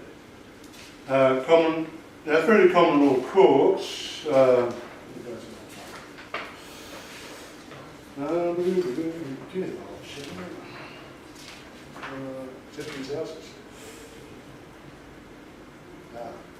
just going to jump on here. One of the things that you do when everyone comes in and put their names on the art, an act of appreciation, you're allowed to create this thing called acceptance chances.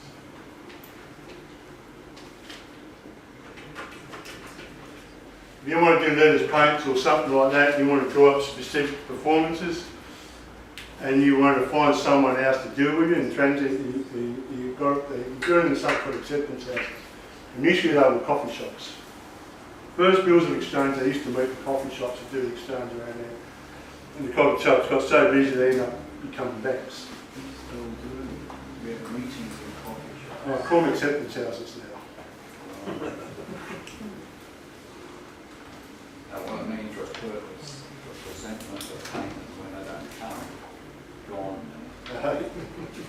Section 69. Alright, I haven't got it in here. You guys went alright.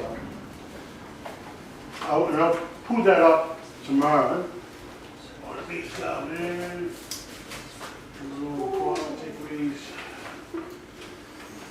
No. That guy Joseph Chick. Joseph Chick. He wrote, on the true size you get the prerogative. I'll get it timed tomorrow for you. Rights and duties of the prerogative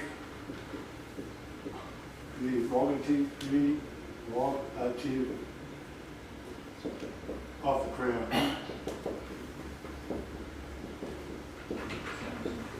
It is. You read that and go, it'll put you on a whole different sphere of reality. Mm-hmm. Now basically, it does tell you the whole nuts and bolts, and it's the one that tells you how to build on letters payments too. Right down to the details. The king, the thing with the monarchy, it's been going for 1500 years.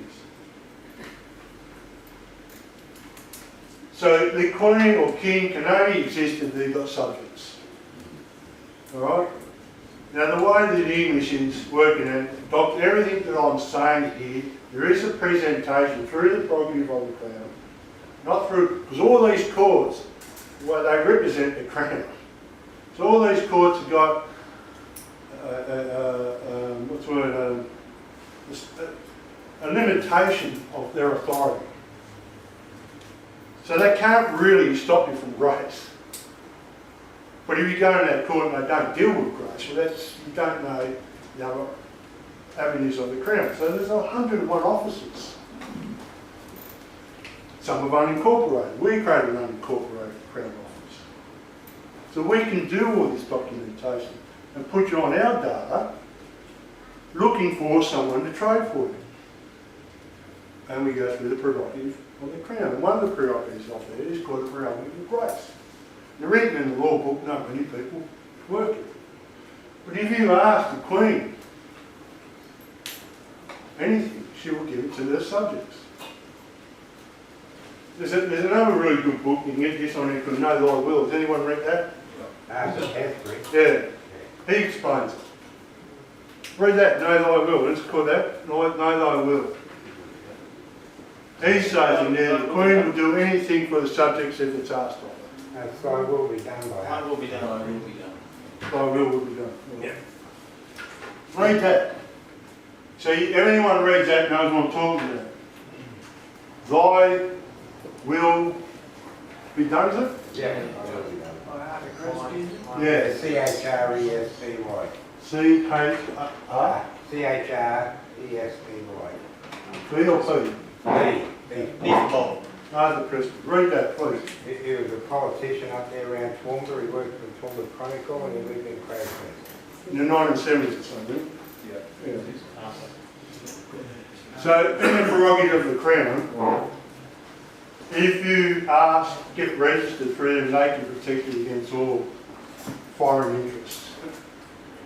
Corporations. Yeah, we can do it. Now, and the whole idea, if you get a community, you can create your own common law court, and therefore you can create your own rights and how you want people to act accordingly in your community. We have to go there. A couple of fellows that did, but they couldn't get judgments ratified by the traditional courts. Well, this is through the prerogative of the Crown. You've got to find those ranks of connection, right? And then another thing is, while we do this Aboriginal, potentially turn the Aboriginal lands back into the Crown through paramount law, a lot of Aboriginals don't like me saying this, it's fair enough, because they've got, when they say the Crown or the Queen, they've got a horrible history, and I don't blame them, but I fucking want to live through that, all that Complex as well. for sure. Well, come the Queen's birthday, I'll give her a nice new blanket that's been infected with smallpox. Yeah. Now that's some honey and some flour that's got the arsenic or very strict in it. Yeah, that's what comes back. Yeah. And I hear it and I don't defend it. But then, that we hear right now, the principles and the precepts, the laws can always move to our ethics. I cannot undo what the past has done. Whatever the family is, I don't know, but I wasn't here right now. I'm just telling you that if you want to turn your land into a healing environment for your community, we're not shooting you out right now. We're ugly. We're willing to do it now. All right? And we can go in the future.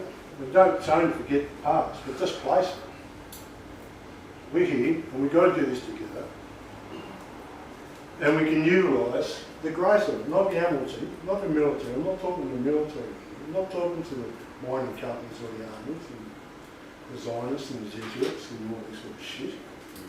I'm talking to you, and I'm talking to these certain people, and I'm introducing the guys who can turn this with grace, and we can create this economy back into your community by creating a university.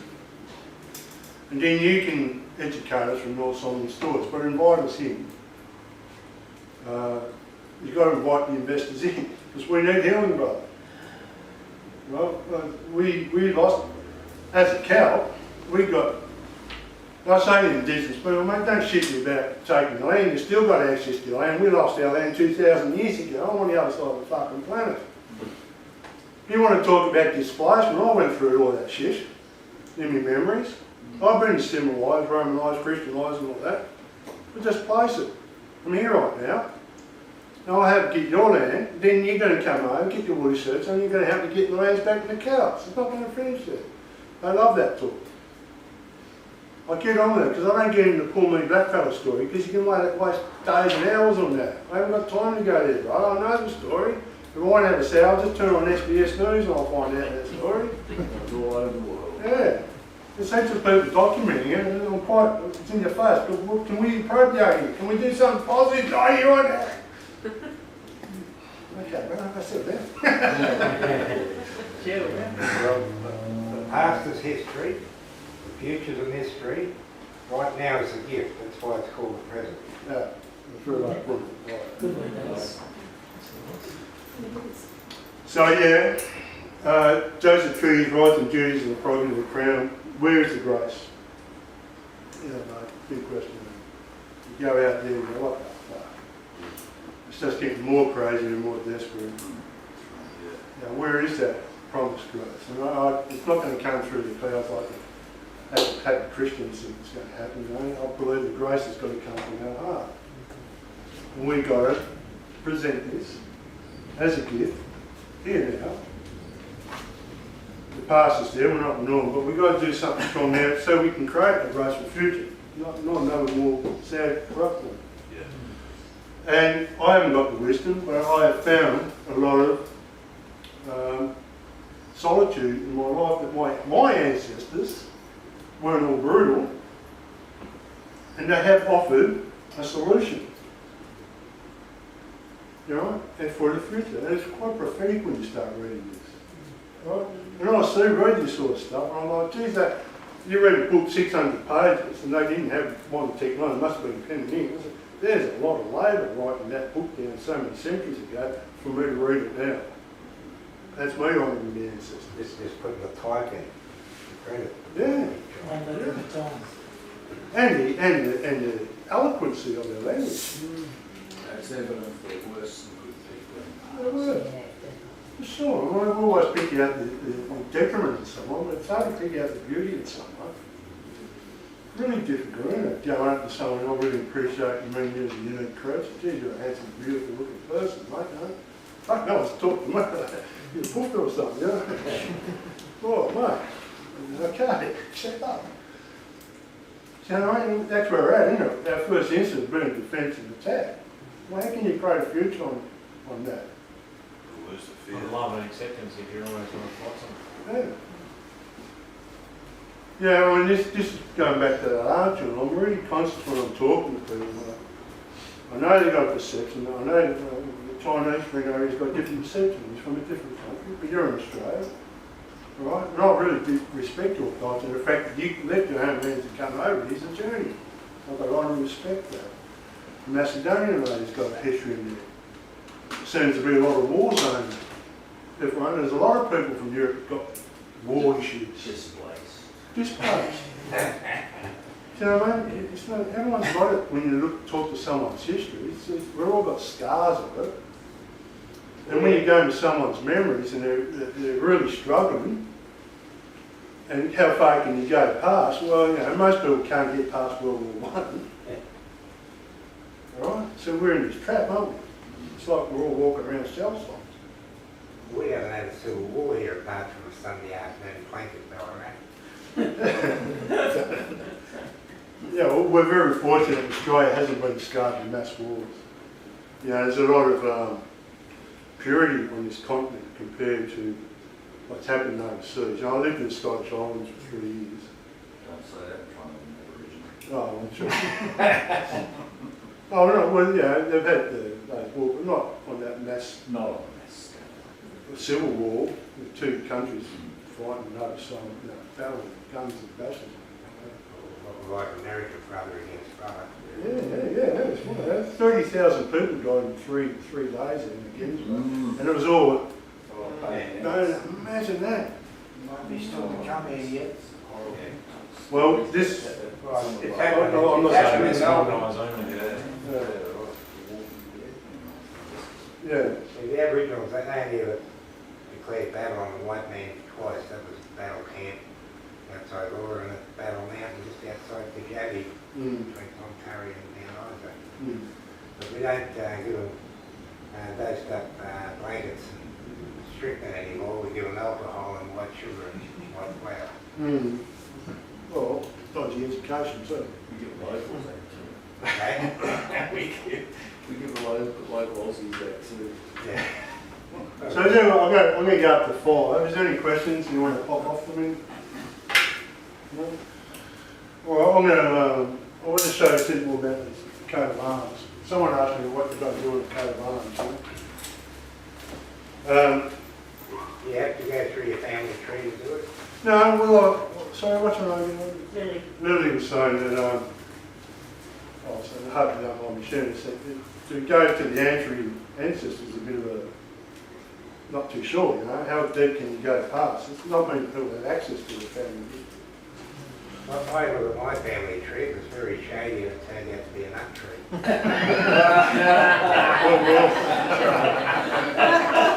Very good. Well, on your coat, I'm straw nut. Hasn't changed much, though. It's getting fall far. It's like it was a lemon tree. Sorry?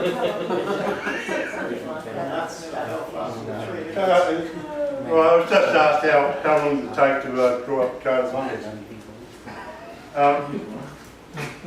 What we're setting up, me and my mate, and we do have a register, and we're opening it up, and I'm just going to write this down. We're developing this. It's called, What's it called? fuck no, I've forgotten already. Did you take your anti-Alzheimer tablet this morning? It's backfrom.agency, but I'm not sure it's A or U. We'll try both. Yeah, try both. So we've got 9 tiers on how we want to operate with people. I want to do it, and I'm coming to that question with you, okay? What you just asked. Because me and Rob want to work out, we don't want to overstretch help and only one people out of anxiety and neurosis and on the phone. It's not going to happen. That's Lifeline's job. Yeah. So we're going to have 9 rings.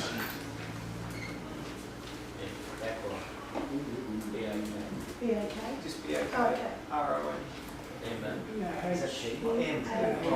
B-A-K. K-R-O-M. B-A-K-R-O-M. It's either an A or a U. No, it's an A. Is it? Yeah. B-A-K. Background Del Crede Agency. That's the Customer one. Usage Rights. Yes, please. So the 9th ring is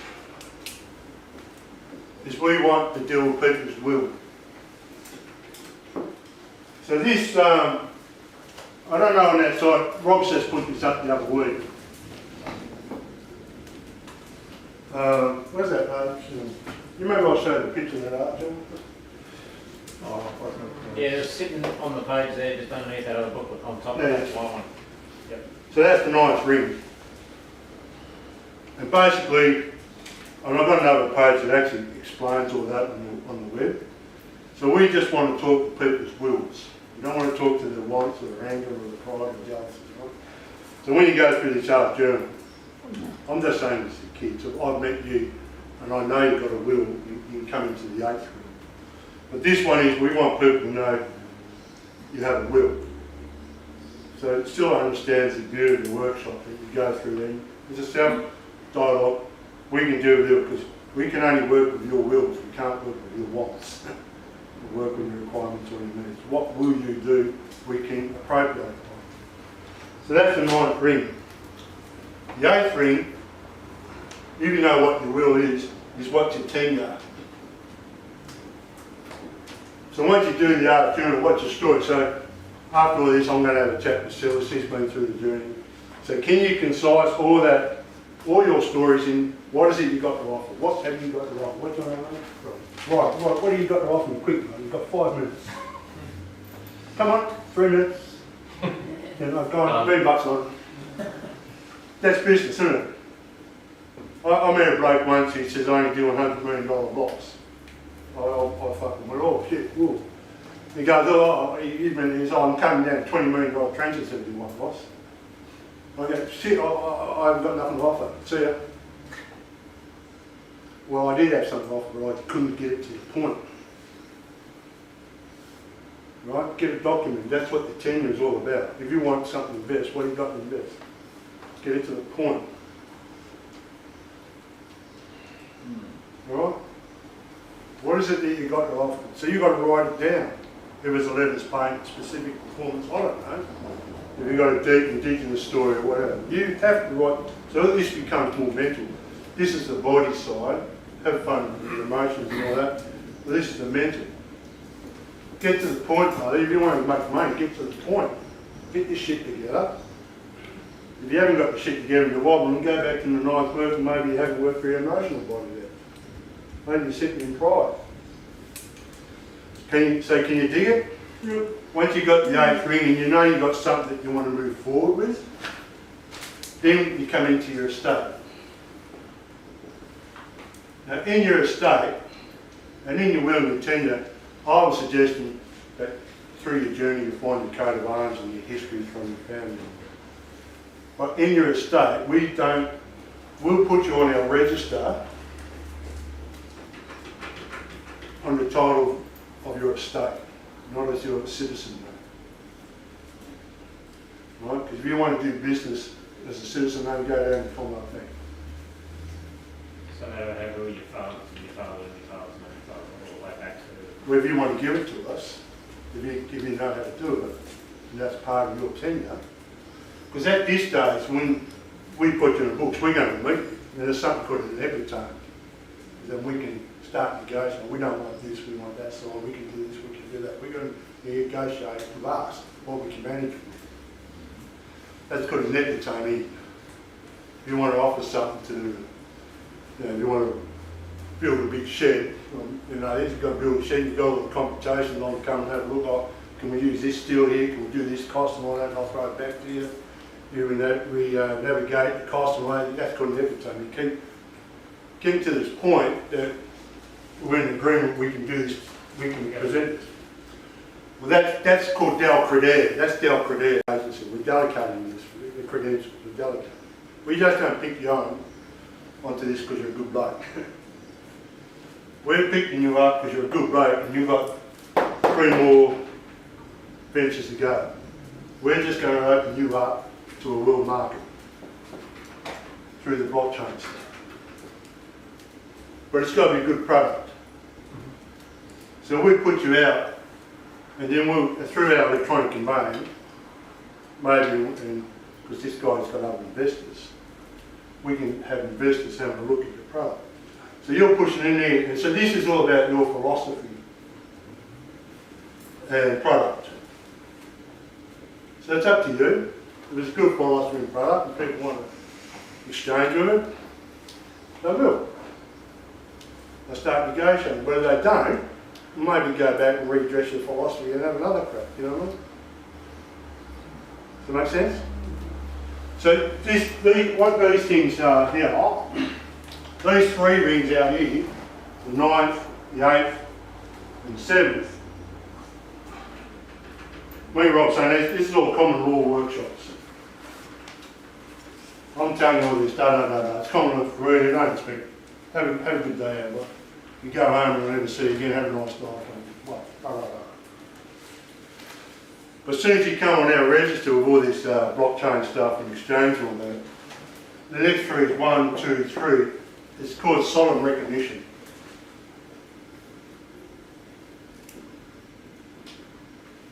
There's a big difference, the next step from common law.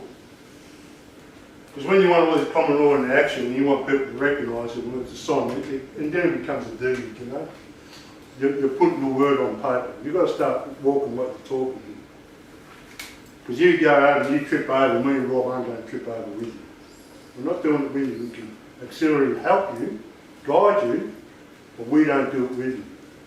So you want a good, strong philosophy. It's like when you get the judge and got all this paperwork, the judge, and he's reading it, and the judge can throw the paperwork and sign it into the groundwork to see you're talking shit on that. I read this stuff, and are you with this conversation? It's the same in business, isn't it? If you want to do a contract for building sheds, you don't want to put them out, can I see the tools, mate? You know, can I see in past buildings? You know, that's fair enough, isn't it? So that's what the philosophy is. Then when you get the contract or practice, whatever, then you go into the action. That's where you do the real exchange. And that's called real action. If someone's investing, you actually go and want to return it back to your own treasury, yeah? That's where your home is. Because you want to, so the exchange is right, you're going to go out in the world, and there's people that don't want you to succeed. So it's a brutal world. And you can see the planets, all the planets work through this as well, in the sense that the ninth planet is Neptune. So the Neptune's all about dreams and visions and all that. The 8th planet's Uranus, ruled by Aquarius. So Uranus is all about independence, individual. It's all about you being an independent individual and you're on your own circle. That's what ruled by Aquarius. The estate there is ruled by Saturn. So Saturn's ruled by the time. It's all about limitations and boundaries and contracts. Okay? So when you go into philosophical product, then you're ruled by Jupiter. Jupiter's the biggest planet. That's all about philosophy and expansion. So you can go through the star signs to help you, right? So I've got this great grandiose idea of everything I'm talking about, you know? Serpent, snakes and planets. Very Jupiter, isn't it? But once you go out there and I start meeting people, it's called, and you go into action, that's ruled by Mars. So you're going to meet other Marsmen. That's where you're going to get into battle. Because there's a few people who don't want you to do that. That's where if you take the CA to court, you're in the world of Mars, you know what I mean? But if you do have a win, and you come into the treasure, and that's where you're supposed to be. You're supposed to be on Earth. You're taking all of that story back to your own, where you want to be. So you get the money, pound. Well, it's your money, build what you want, bro. You're on Earth now. So we can do that as free will. So we've got another 3 here. The next one is Venus. So with your money, if it's a real pure spiritual one, then you will build your house or temple or whatever it is. Right? I'm just saying, the temple. So in my one, the Cronkruk, the Celtic one, the temples are actually the standing stones, you know, or the nematons in the forests. I don't need mansions, but I need bush. That's my temple. Same indigenous people. I need the sacred mountains. I don't need a fucking shopping centre. So on your temple, you build your altar. So that altar is that place, and that's ruled by Mercury. And that altar is that place where you actually pray down in with your God. And then, because in the middle is the sun, and that's where your God is. So these 3 here, that's kind of like the divine law. That's totally you and your gods. Me and Rob got no access to that. You don't want it, unless you invite us into your privacy. So we're setting that up. We're setting up as an electronic conveyance. Now for Rob, who's a really good electronic conveyance and really good, he can sell it as a product for himself. So can you dig it? Yeah. So this is what I'm really pushing, where's your ancestors? Where's the ancestors? Because your real happiness is that you want to go back to Earth. Because sooner or later you're going to pass back in the spirit yourself. So it's very important in Buddhism. It's not how you live, it's important how you die. Impermanent. So if you die with the knowledge of your ancestors and you bring all your ancestors into your karma, fighting in the place, that's a good death. And that was very important for the Celts too. You know, burying the bones of your ancestors and all that. We once had that. They're very much really indigenous people. Very important. So we offer these 9 steps. That if you want to come back, Ross, I want to help the serpent. So look, here it is. One of these 9 steps. So I put this to my mate Gary. I've got a handshake, I'm allowed to be his agent, so I can talk this on behalf of Gary. So he's got his will, he's done his tenure, been the Treaty of Innocence, the whole Celtic stuff, through his estate. So he's willing to get onto our electronic conveyancing. So meantime, I've got the Indigenous brother Paul doing the same thing. So he hasn't got time to go up and meet Paul up North Queensland, but through our social chat on our page, they can meet each other because it's on the same principles how we go forward. Cool, eh? Yeah, and then you find the synchronicity in your spirit and your dreams among all these people of different cultures, and we got to push it somewhere. So from my point of view, the sun god there, or the god, is a place called Tara in Ireland, the High Kings of Arakara. And then there's the Crom, the serpent, the main. Crom is the dragon serpent that gave power to the Irish kings. It's the dragon. So it's really deep, my stuff, really deep. So when I go with Indigenous people, I go, let's get out the air conditioner, let's go out and land and have campfire, brother, and talk around the campfire. That's where the strength is, Then I can open up my ancestors. It's good. I feel strong with it. It's just me being. And the rest of all this is, it's just intellectual gymnastics, really. I don't need to do this, but to be honest, I'm a happy little hermit in the bush, and it was my grant to keep on ringing me.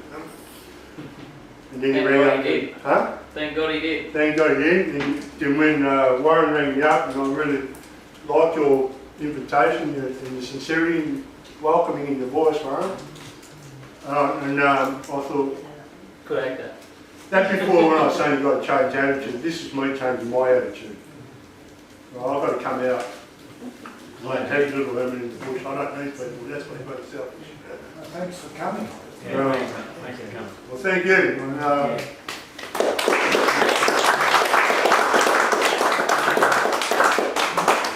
Can I just thank everyone for coming along and making today what it was. Thanks Ross for taking the time and coming up. I really appreciate it. And special thanks to Warren and Beth for putting on the feed and having us here. Awesome. Well done. With regards to tomorrow, what's the plan? We're having a chit chat. You're still around tomorrow? yeah, look, what I suggest, have a think, right, so write down, if you've got any questions tomorrow, we'll just have an open forum. I'll bounce off the best I can bounce off, we won't maybe go all day, maybe start 10. Yeah.